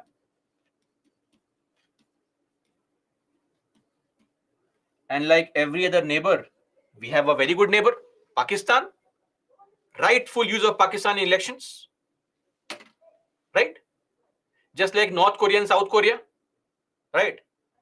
If any party is like they have a slight wavering of their fan following, bombing on the borders. Oh, we have to vote for this party. This party needs to be in power because they can protect our borders. Same thing here. So that's why I started I think if I remember it correctly, I started my video with a share by Rahat Indori about elections, right? So it goes like this that सरहदों पे बहुत तनाव है क्या? On the borders, does there seem to be quite stress? जरा पता करो, चुनाव है क्या? You just have to find out. There must be elections. Elections around the corner. That is why there's some border conflict going on. This is the harsh reality, right? Every party is equally guilty of it. Sadly, this is true. So this is how it is there. With respect to Roshan, you can watch the video I had shared. I think the first line was this only, if I'm not wrong. It was, I think, a year back, so I don't remember it correctly. Anyway, so this is the social angle of it. Now look at how these arguments are given by the parties only. Should we not call them shameless now? That you're so openly saying that, we should have one election only, because when we have multiple elections, it creates social fissures in our society. And then don't do it, na? If you know very well, then don't do it. But no, they will do it. So they want us to not have elections only. But if we have elections, I will cheat. I will bribe the voter. What can I do? I will use caste. I will use religion. The first thing should be, don't do all this. But who will tell them? Do you want to go to jail? Or do you want UPA? Or do you want to be sent to Pakistan? Mind you, if you want to go to Pakistan and you want to go to jail and all, then you criticize the parties. If you want to live nicely, please don't. Bhuvnesh wants to go to Pakistan. Bhuvnesh, you just came back after 5 days. Relax, enjoy the class first. Now, what are the problems? First things first, how do we do it? Right now, the big point is the operational feasibility, the doability. Every state or almost group of states, they have different time frame of elections. How to do it now? How to bring them all in sync? This means you have to deliberately either extend some rules, extend the assembly in some states, or second, you have to dissolve the assembly in other states. Before time. Only then can all of them come in sync. Dissolving an elected government, how will you do it? That would be unconstitutional, not allowed. So how to bring them in sync? That's a big problem. And how will all the parties agree? But I spent so much money to come to power right now, to govern for 5 years, make some money, to give delivery of services to people for 5 years. Why do you want me to give up right now after 2 years only? No. I'll work for full 5 years to serve the needs of my people, right? That's again a problem. Then, second thing is, can you guarantee that in every state and the center, there will be a majority government? Is it possible? No, we can't guarantee it. Recently, you are seeing that, at the center, a party is winning elections and is getting full majority. Always remember, I showed the photograph of 1984. Remember the Lok Sabha of 1984? Congress won 415 seats. After 5 years, could not even get a majority. It's a circle of life. Right now, BJP is in power. After 10 years, some other party will be in power. BJP won handful of seats, 2 or 3 seats in 1984. 2 or 3 seats. Now look at them, 300 seats. Every party's time will come. That's the cycle of life also. So can we guarantee a government at the center? We cannot. Then we'll have to force a coalition. Random party with nothing in common will have to come together to form the government. Or president's rule. Then where is the federal structure? Gone. Also, when you go and vote in the election, see, people vote separately in the Lok Sabha and the Vidhan Sabha. Vidhan Sabha is all about local issues, local problems. Lok Sabha is all about national issues, national problems. People vote differently. Our voters have become mature enough, right? They are mature enough to vote like this. Now, we call something as a coat tail effect. Coat tail. What happens is, if there's a strong leader, he will attract votes irrespective of whoever contests election. And that has happened. Lot of people vote for BJP because of Narendra Modi. They don't even see who is the local candidate there. Oh, BJP, my vote to Narendra Modi. Lot of people vote for Congress, irrespective of whoever is standing for the elections. That's there.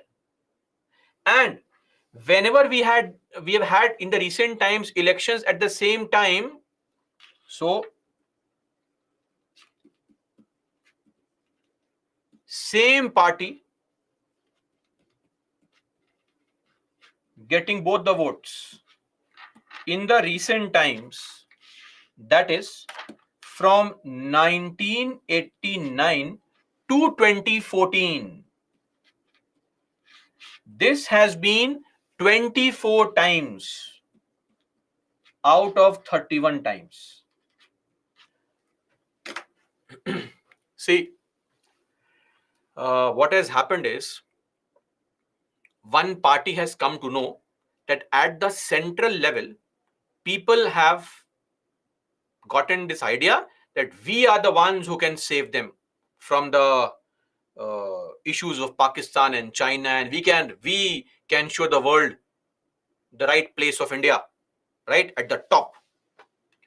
They know this very well, that there is no other party right now which can claim that spot. So what they want is that if we have elections at the same time, it is more likely, and we have data, it is more likely that if we have elections at the same time, people vote for the same party.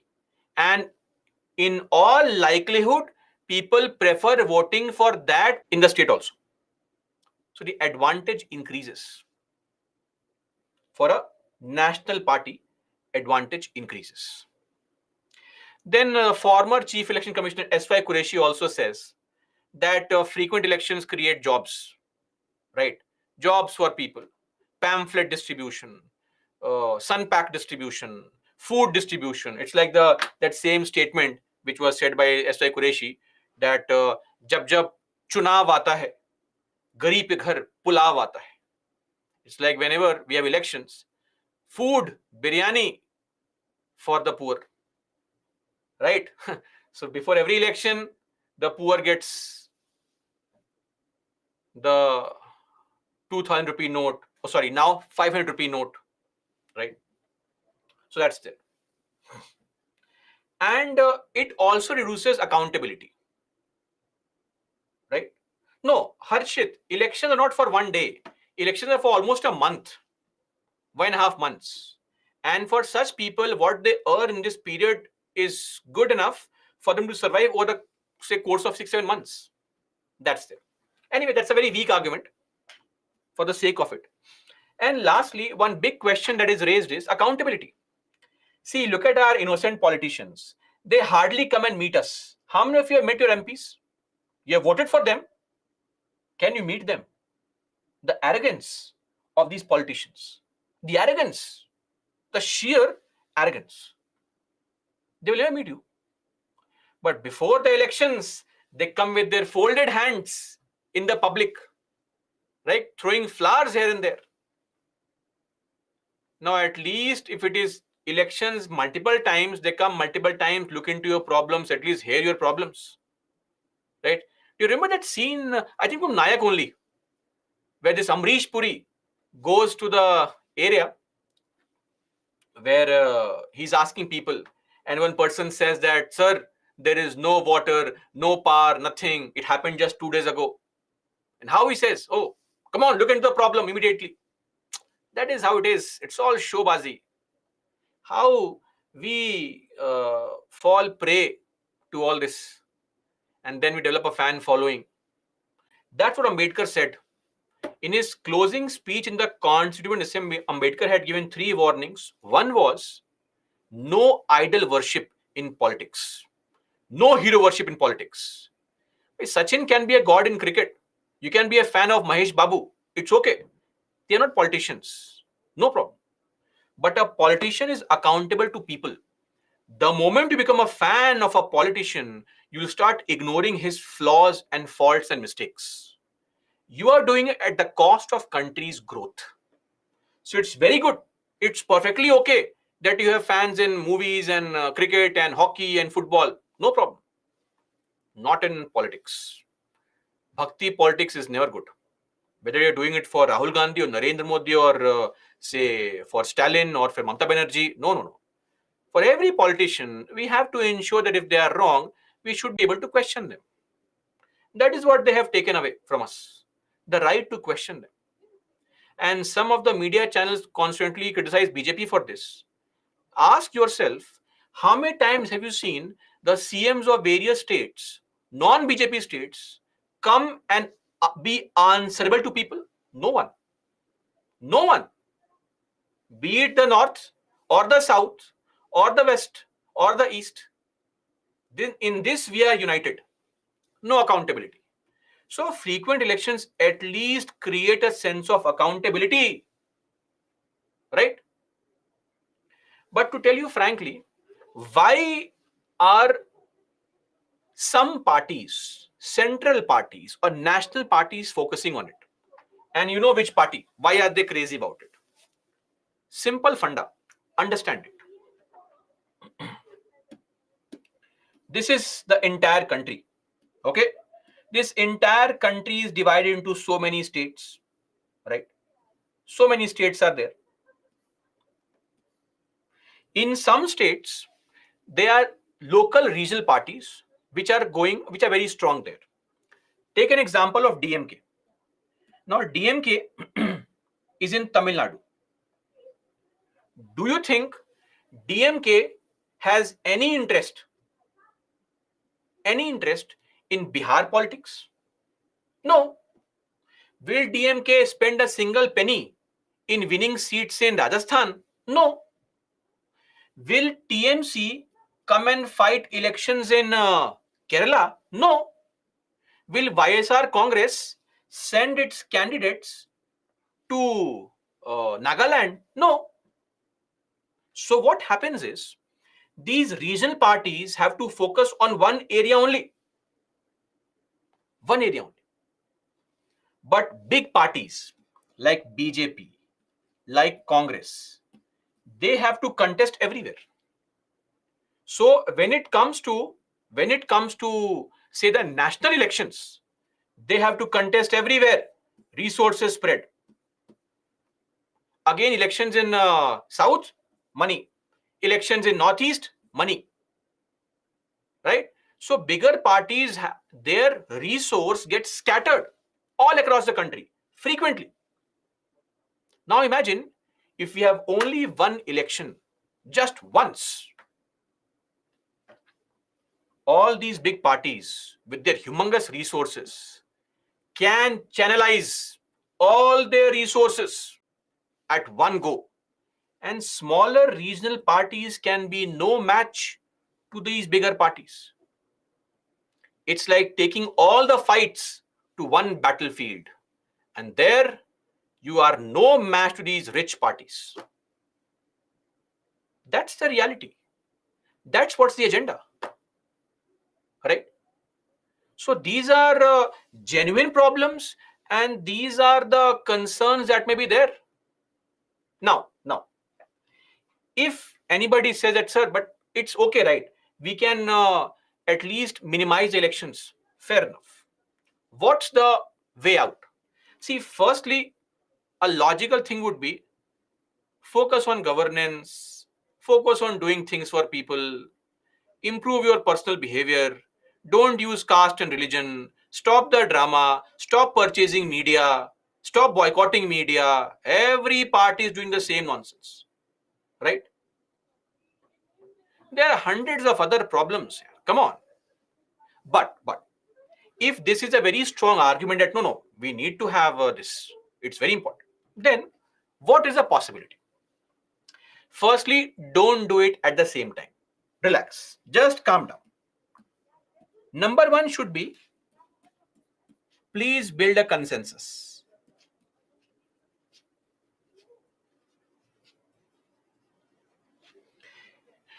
Involve the regional parties also.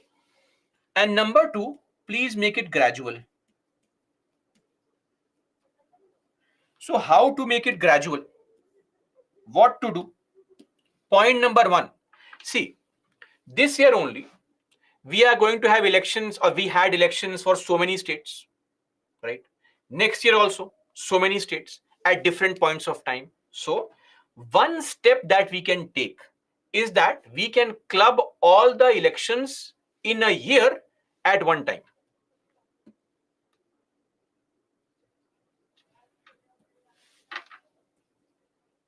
Club all elections in a year once together. Okay.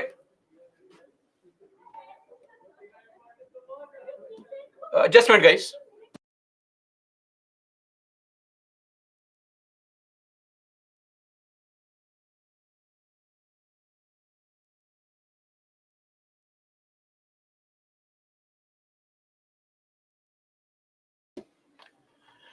First things first is club all the elections in 1 year at the same time. That can be done. Let's see how this works. Second is what we can do. Second thing what we can do is maybe we can have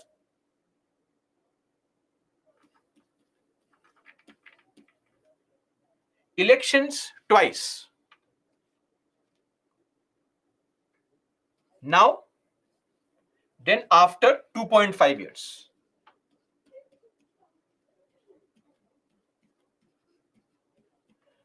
Okay, meaning right now we'll have elections for the center and states after 2.5 years.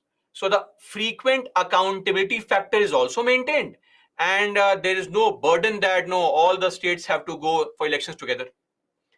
And if these things work in future,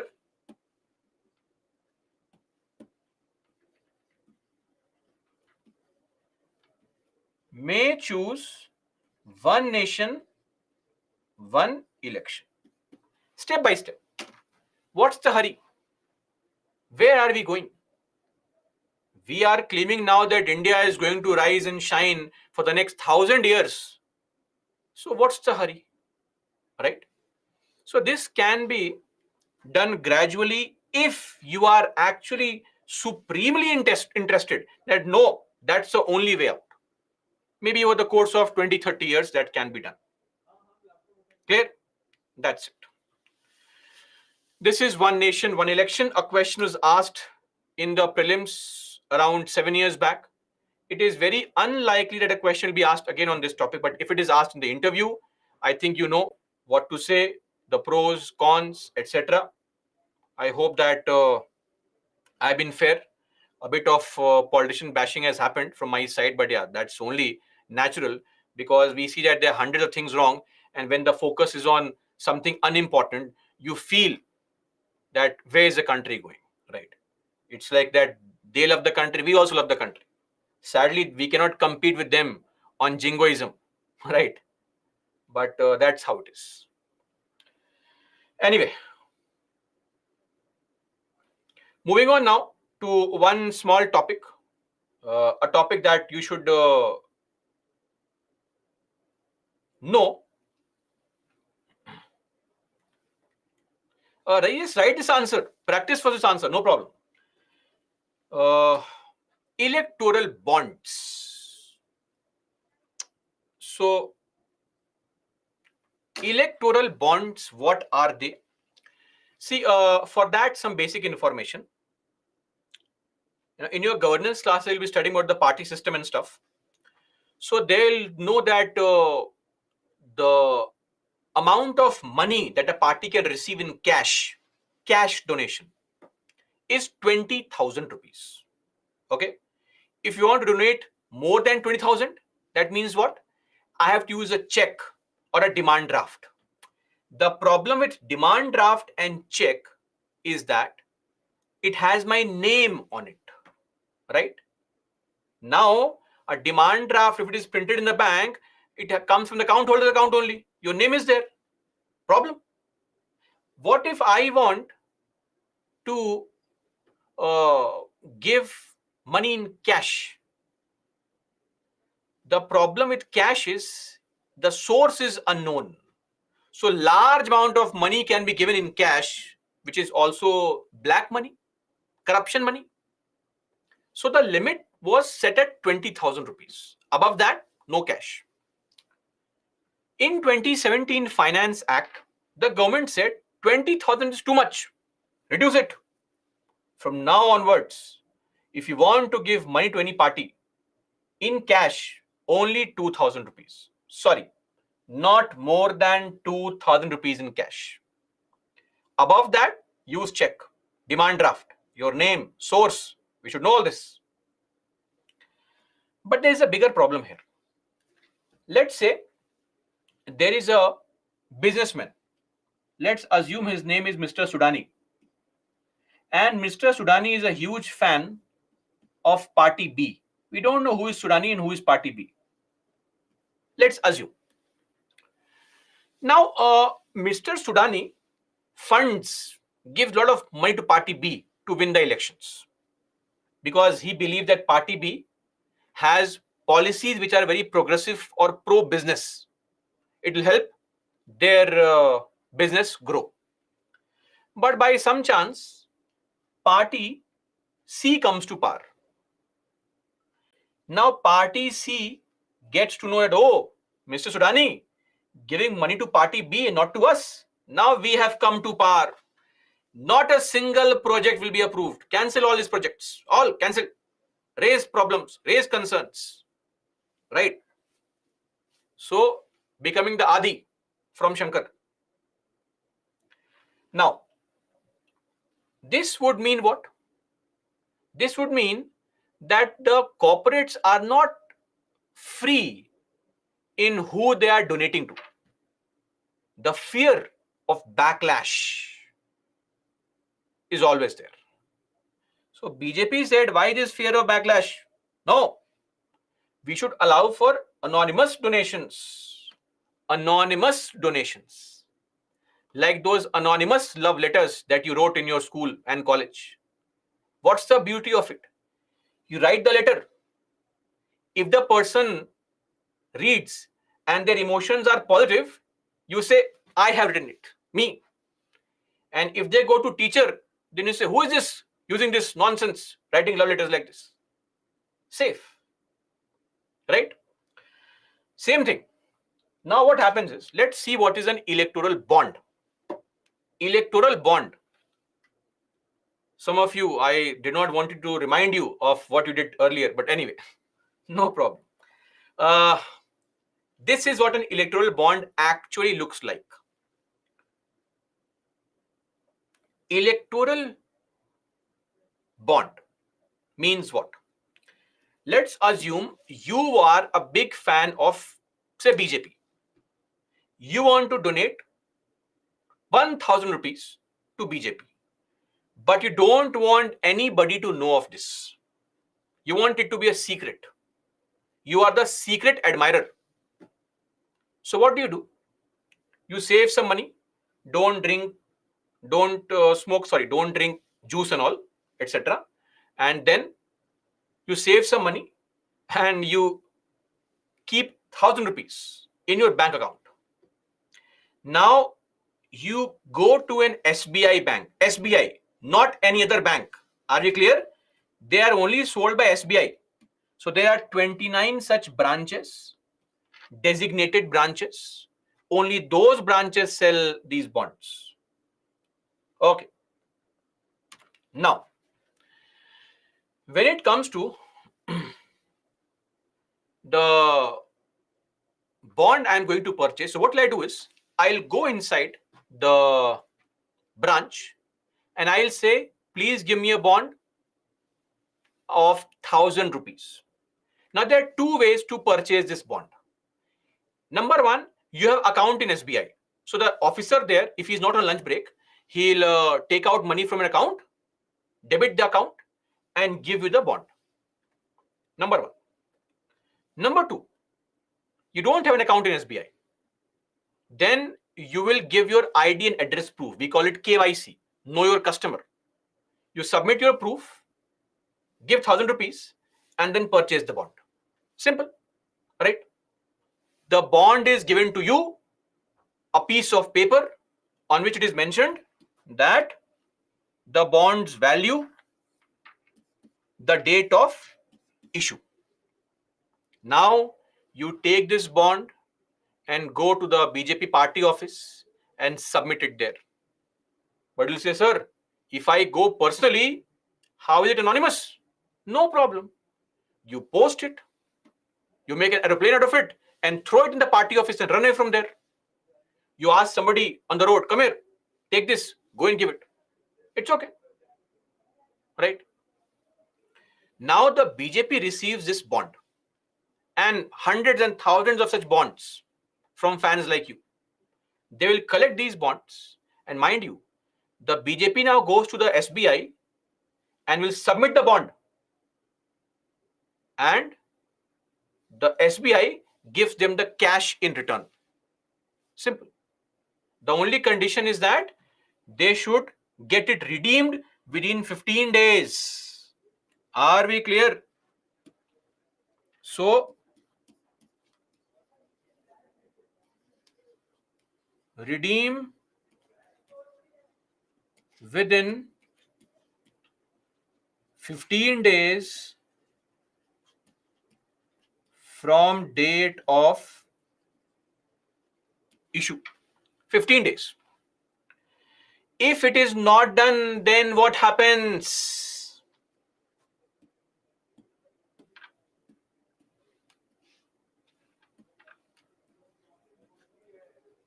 If not encashed, let's say by chance some bond is left lying in some book only and it is left, then if not encashed, the money goes to PM relief fund. Whatever money that is left with SBI after selling bonds and after redeeming the bonds, some bonds did not return, that money is given to PM relief fund. Clear? So you have actually contributed to PM relief fund without even knowing, and you have no way of knowing it. Now, when can this bond be purchased? Can I walk in tomorrow and purchase this bond? No.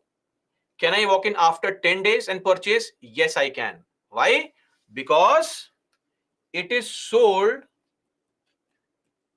on the first 10 days of every quarter. January, April, July, and October. Now, this window can be modified by the government. Clear? And if there is any election in the Lok Sabha, it can be extended for 30 days. In the Vidhan Sabha, for 15 days. Possible.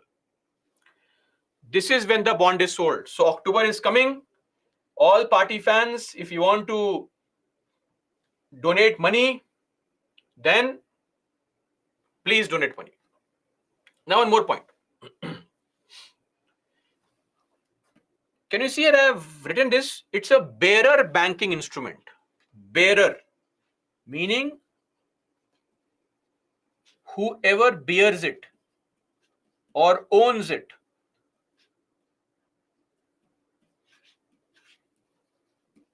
encashes, redeems it. Meaning what? You go on the road, you find a 500 rupee note lying on the road. If you pick up the note belongs to you. Yes or no? That is what is a bearer instrument. Whoever owns it controls it. Simple.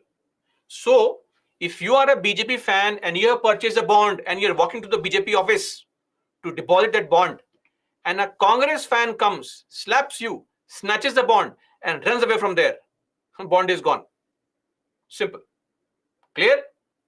The idea is whoever submits the bond in the bank gives money to that party only.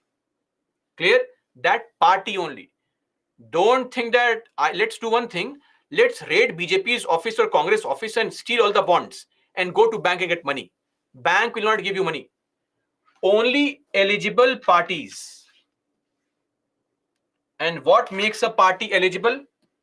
Two criteria. Number one, you should be a registered party.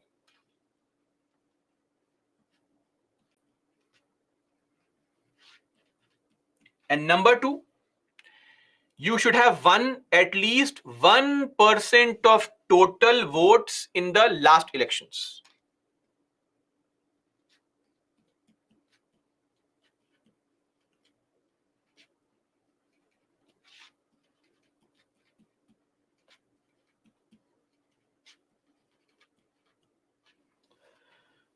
Okay, so most parties are registered parties. Which parties which contest elections are registered parties. Okay. Now, one more thing. I want to know who has purchased the bond. I go to SBI. I file an RTI, right to information. SBI, give me information. No. SBI is not covered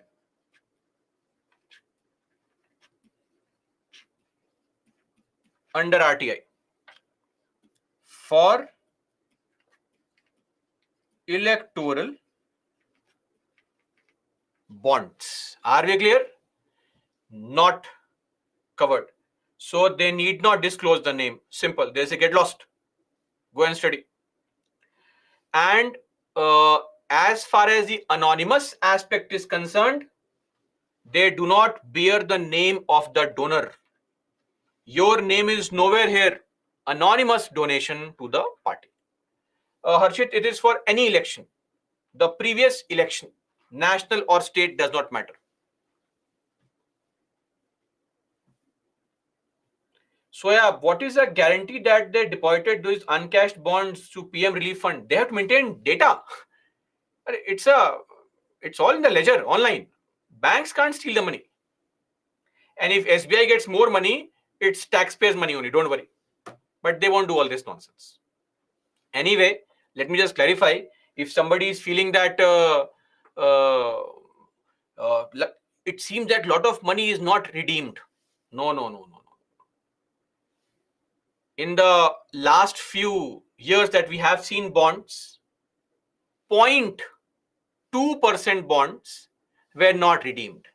The redemption rate is 99.8%. You think party will forget to give the bond in time? Are you crazy? Okay. Are we clear? Now, one more thing.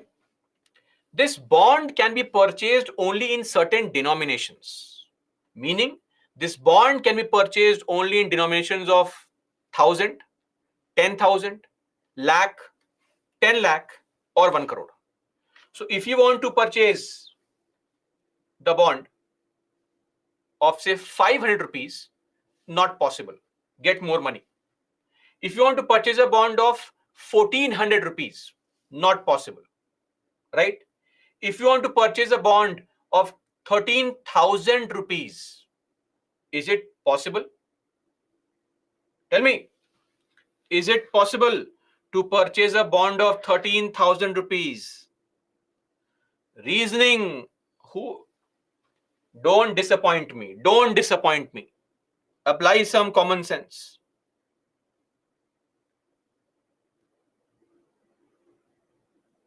Done. Happy? 10,000 plus 1,000 plus 1,000 plus 1,000. Or 1,000, 1,000, 1,000, 13,000. Reasoning, reasoning.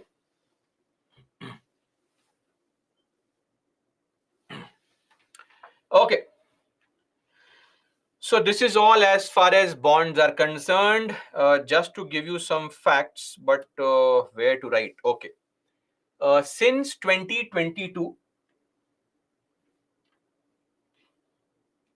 or sorry, since 2018. So from 2018 to 2022, total bonds sold, total EB, electoral bonds sold was 9,208 crores. 9,208 crores. So yeah, sir, can one person buy 1 crore bond? Sir, you can buy 100 crores of bonds if you have the bank balance. The limitation is not in printing of bond paper. Limitation is in your contribution, sir. Okay, if you have the money, purchase it. Now, of these bonds sold, BJP received around 57% of the money. Congress received roughly 11%.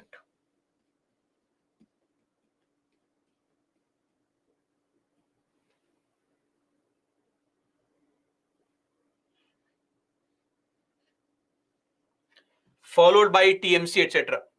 Right? So this is the situation. When these electoral bonds were introduced, BJP said that the government said that these bonds, they are going to bring transparency now. Now corporates, companies, they are free to fund anyone without any fear or favor, affection or ill will. So nice, right? Now comes the real catch. The other parties are saying that this will end transparency. BJP says it will increase transparency. Other parties are saying it will decrease transparency. Who is right? 5248. It is 5270 crores to be exact, not 48. So I gave roughly 57%.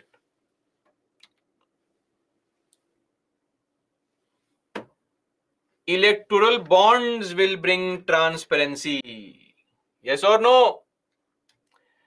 See, point number 1. Do we know who is funding these parties? Tell me. Is the bond being purchased by an individual or a company or a shell company or a terrorist organization? Do you know anything about the company? No.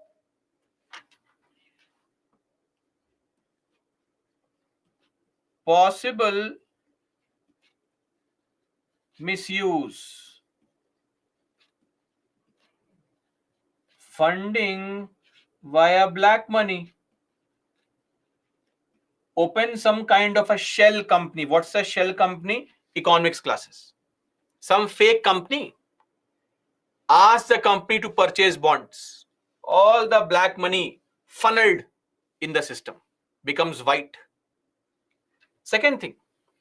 Now, see, SBI will not give information to anybody. Of course, SBI, the bankers are busy people. They are either on lunch break or perpetually playing Candy Crush, or if not, network is also a problem, network failure. Remember? But if the finance ministry calls, IS officer calls information, do you think a branch manager has the audacity to say, who are you? IS of nonsense. No information. Finance Ministry is calling. I will tell you that there are at least thousands of applications pending in Finance Ministry for transfers of bank employees. Right? The allegation is that the ruling party may have access to information on contributors. And if I'm a businessman and I have this doubt that if I contribute to some other party, maybe the ruling party can get information on that and they can use this against me in future. So it's better that I contribute to ruling party only. So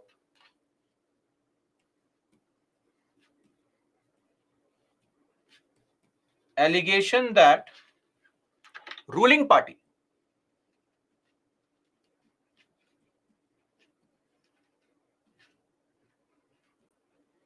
may get information on contributors. And lastly, tell me something. I go to a bank, SBI, purchase a bond, give them cash. SBI. I give them cash. SBI gets cash, gives me piece of paper. I give the paper to the party. The party brings the paper to the bank. Bank gives them cash back. What does bank earn in between? Any commission? Any tax? Any charge? Nothing. But who is printing the bond? Bank. Whose staff are working to fulfill the transaction? Bank. That's a public sector bank. Taxpayers' money.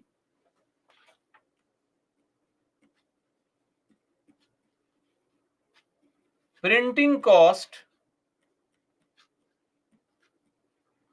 is borne by the bank, which is actually taxpayers' money.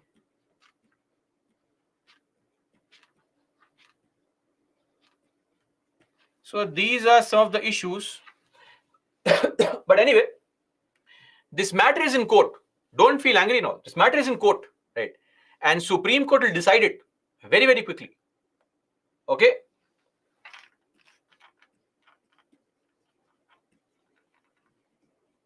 Pending in Supreme Court. The ADR case. What is the proof that it is printed by bank? Because banks print it. How else will the bonds come? The banks have the obligation to print the bond. What kind of question is this? Why are you playing Sherlock Holmes uselessly where it is not required only? Harshit, the cost is not very huge, right? So that's there, but that's why it's a third point, lower in the hierarchy of importance of points. What they earn from printing? Nothing. Bank earns nothing from printing. Prem Kumar, do you think the party does not collect information and keep information on the bond? They keep track of everything. K. Mahesh, how black money? See, I'll open a company, any company with no office, nothing, a shell company, a letterbox company. What is a shell company? Economics classes. And then I can put in all the money there, the corruption money. I can go and purchase a bond. Right? So this is there with respect to the issues. The matter is pending in the court.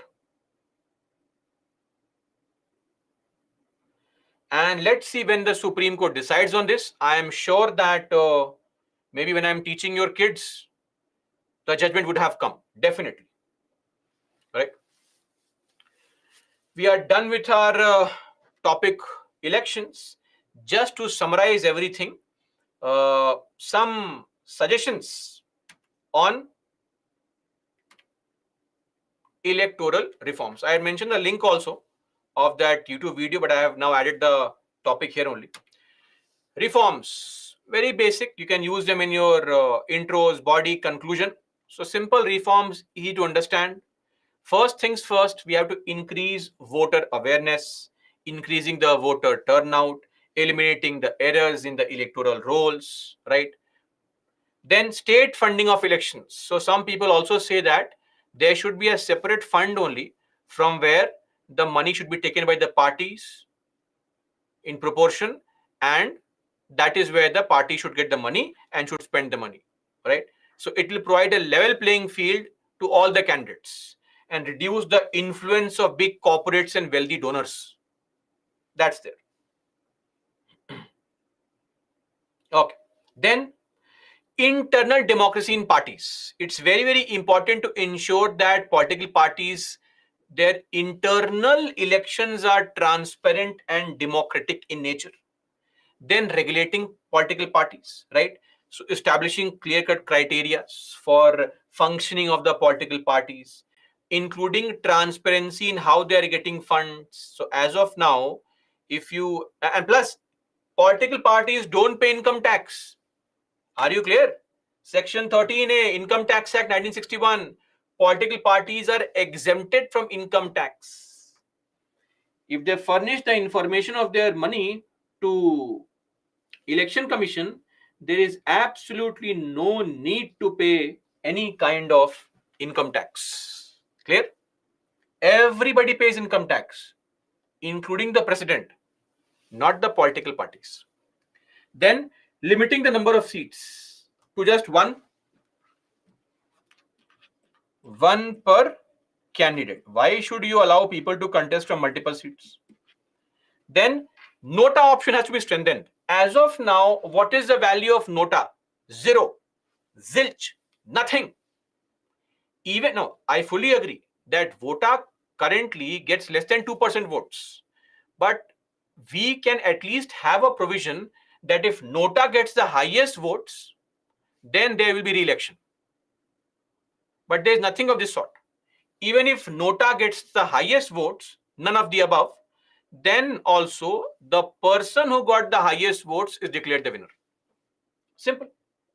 Then regulating the election expenditure. Now, when it comes to regulating the election expenditure, we have to ensure strict monitoring, enforcement of the laws, compliance of laws, this allegation of bribing, etc.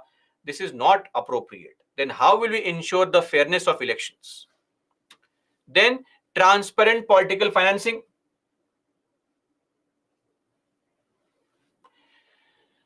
Then reform in the anti-defection law. So we saw the ADL that some reforms are required there also in ADL. Like first and basic reform is taking the power only away from speaker, giving to ECI. If not, at least fix a time frame. Then there should be also the ADL should be applicable on the pre-election coalitions, right? Then educational and criminal reforms. So when it comes to educational reforms, there has been a lot of argument in this regard that there should be some kind of educational qualification, right? Beyond that, we should also try to have some criteria to disqualify people with criminal records. Then Election Commission also proposed that we should make false declaration to be an offense, that if you submit false information, that should be an offense. Then common voter list should be there for Lok Sabha, Assembly, and also state elections. So currently, also panchayat elections.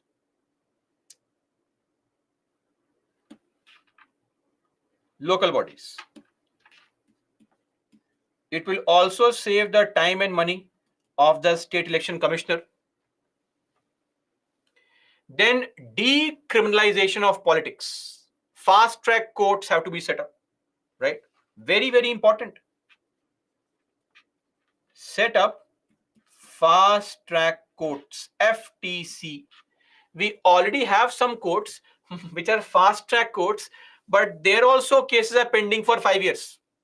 What can we say? In fast track courts also. Then enhancing the punishment under RPA.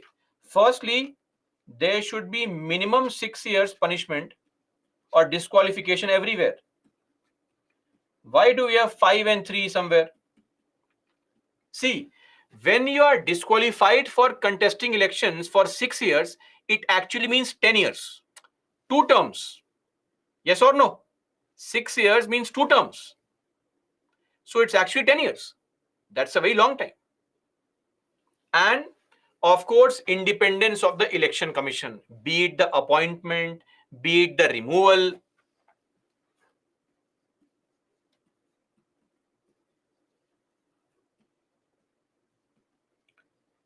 Conditions of service, etc. You can use these points in your intros, conclusions, if any question is asked on electoral reforms. That's it. We are done with the elections. In case you want to study Lakshmikant, feel free to study.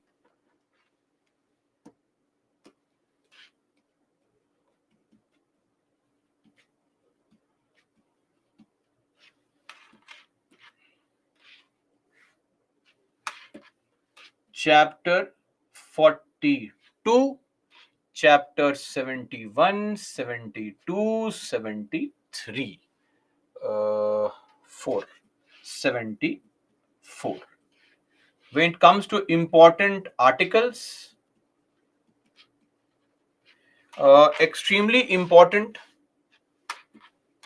326 and 324, and then RPA, both qualification, disqualification for voters and for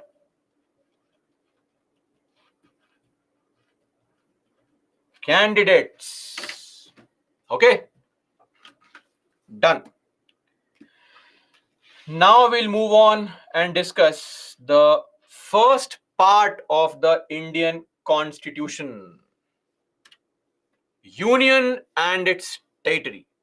Part 1, Articles 1 to 4.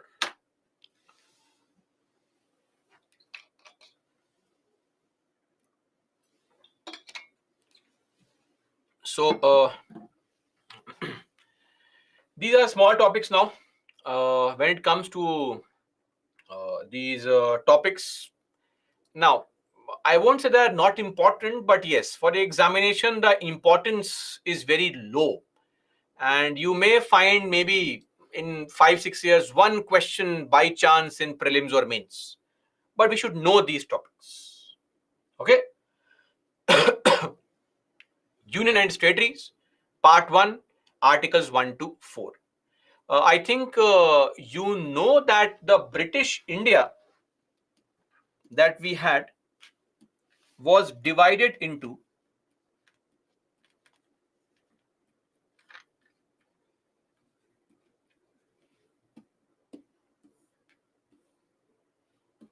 the governor's provinces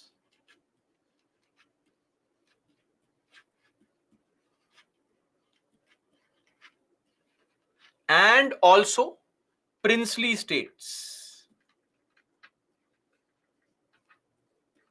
So we had these governor's provinces, 17 of them. Princely states, more than 550, 562, 565, 581, whatever number you may call it.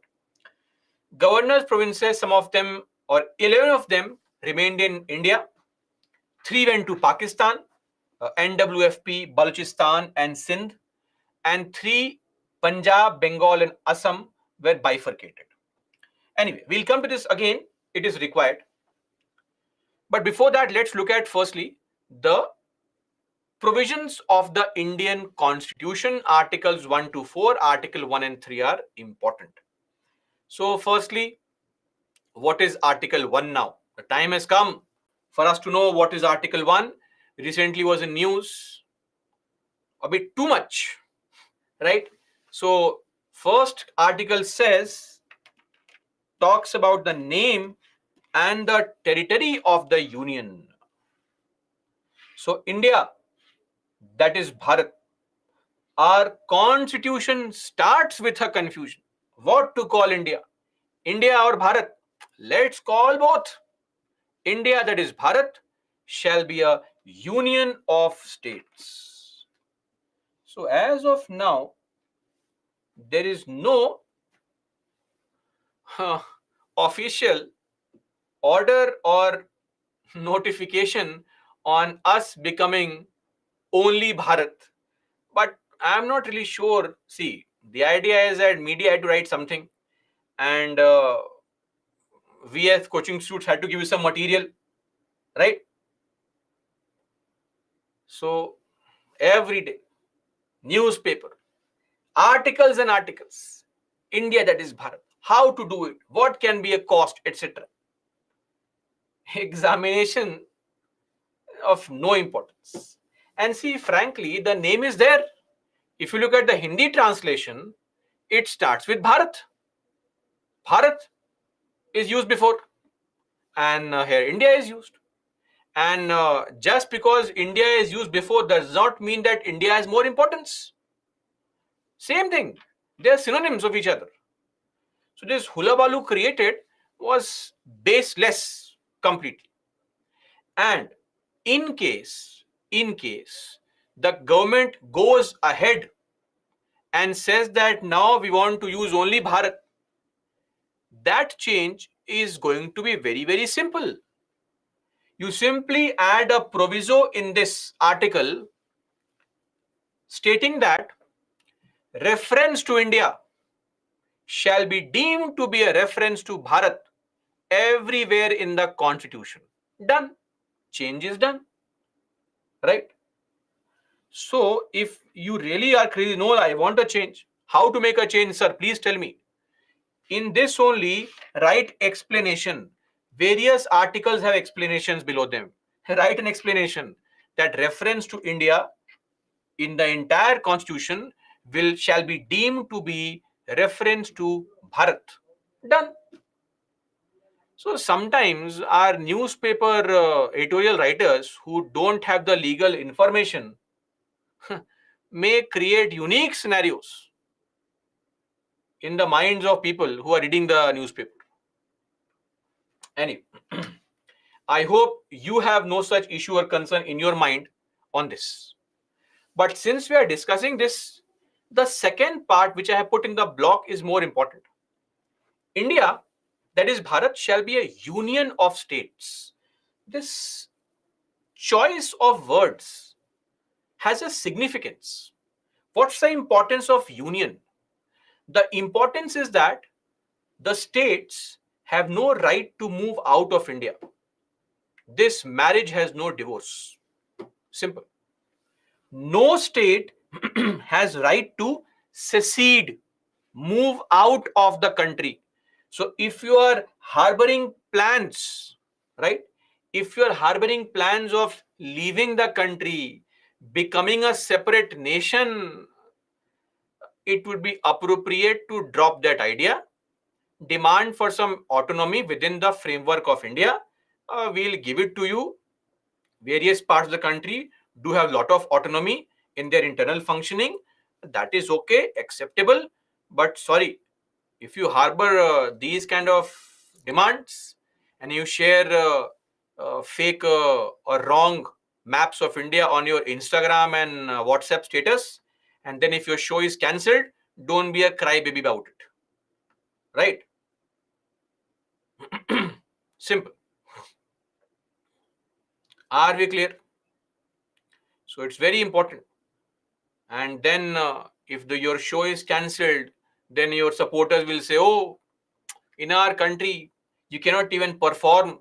You cannot even do what you feel like. Sir, you should do what you feel like. And you should do what you are good at. Sing only. Use the softwares available to improve your voice. Sing. Don't get involved in propaganda. Right? Auto-tune is there. Enjoy your life. Don't enter the zone of trying to create a disruption in the country. That will not happen. Anyway, so states have no right to secede, move out of the country. And that is why we say that India is not a result of some formerly independent countries coming together. One member of the Constituent Assembly had given suggestion that we should call it United States of India. It was immediately rejected that no, this concept of India or Bharatvarsh was always there. We cannot have this idea. It's not a coming together federation, it's a holding together federation. And that is why the centralizing tendency is there. And because of Article 1, we call our country as an indestructible union. Because states cannot move out of India. What's the source? Article 1 is the source of this indestructible union. Okay? Now, the states and their boundary. You are saying India is a union of states? But the states and their boundary, where are the names? I want to know the names. Clause 2 says, but the states and their boundaries are mentioned in the first schedule. Please refer to first schedule. You will find the names of all the states there. And clause 3 says, the territory of India shall comprise of the territory of all the states and the union territories also. Where are they mentioned? Same, first schedule. Schedule 1 of the Indian Constitution.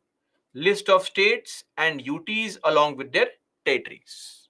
So names of all the 28 states and 8 UTs find a mention in Schedule 1 of the Indian Constitution. Okay. Now observe this.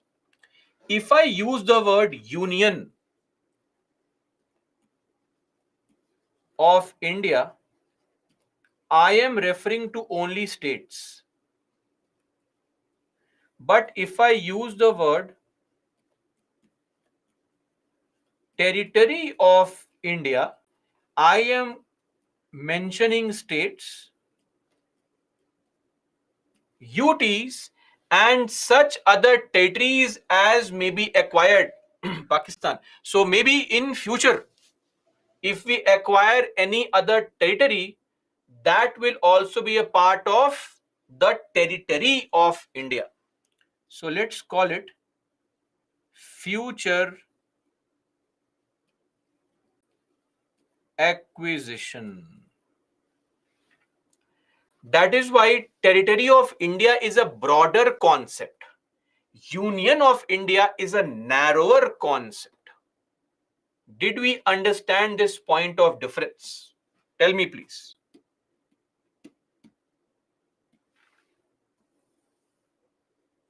Okay.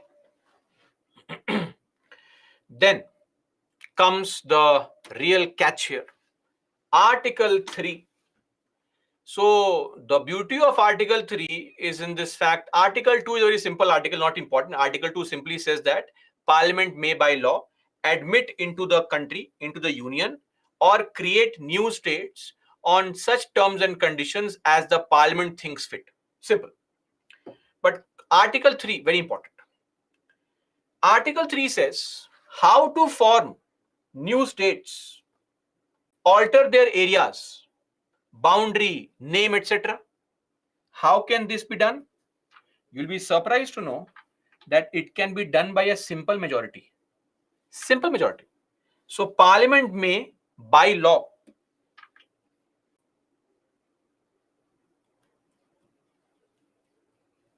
by a simple majority, form a new state by separation of territory from any state, all these permutation combinations, by increasing the area, decreasing the area, altering the boundary, altering the name.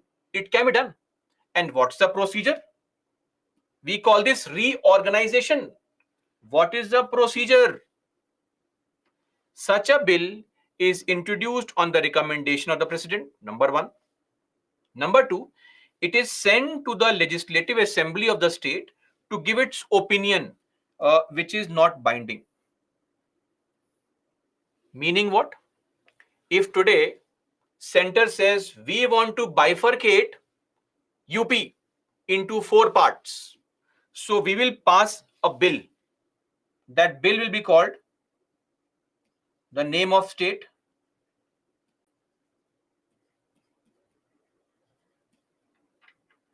reorganization bill.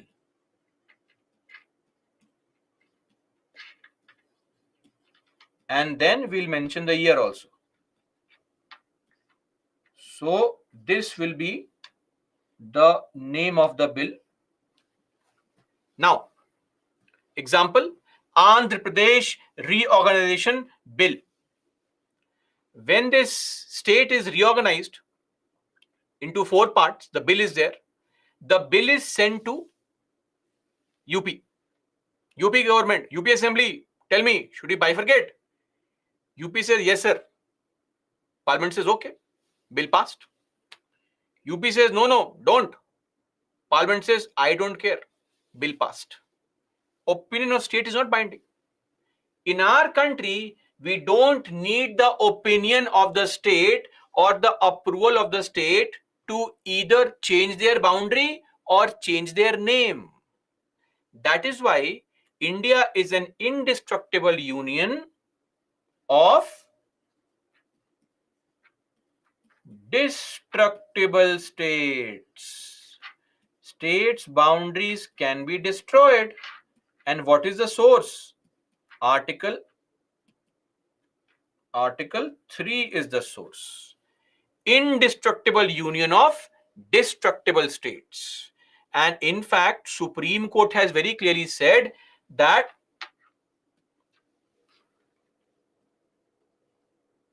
to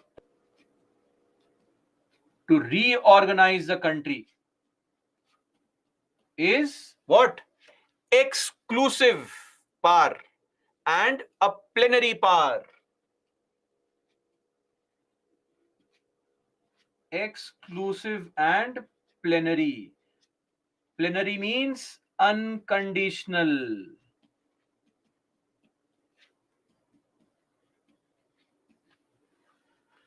No condition can be imposed on the parliament.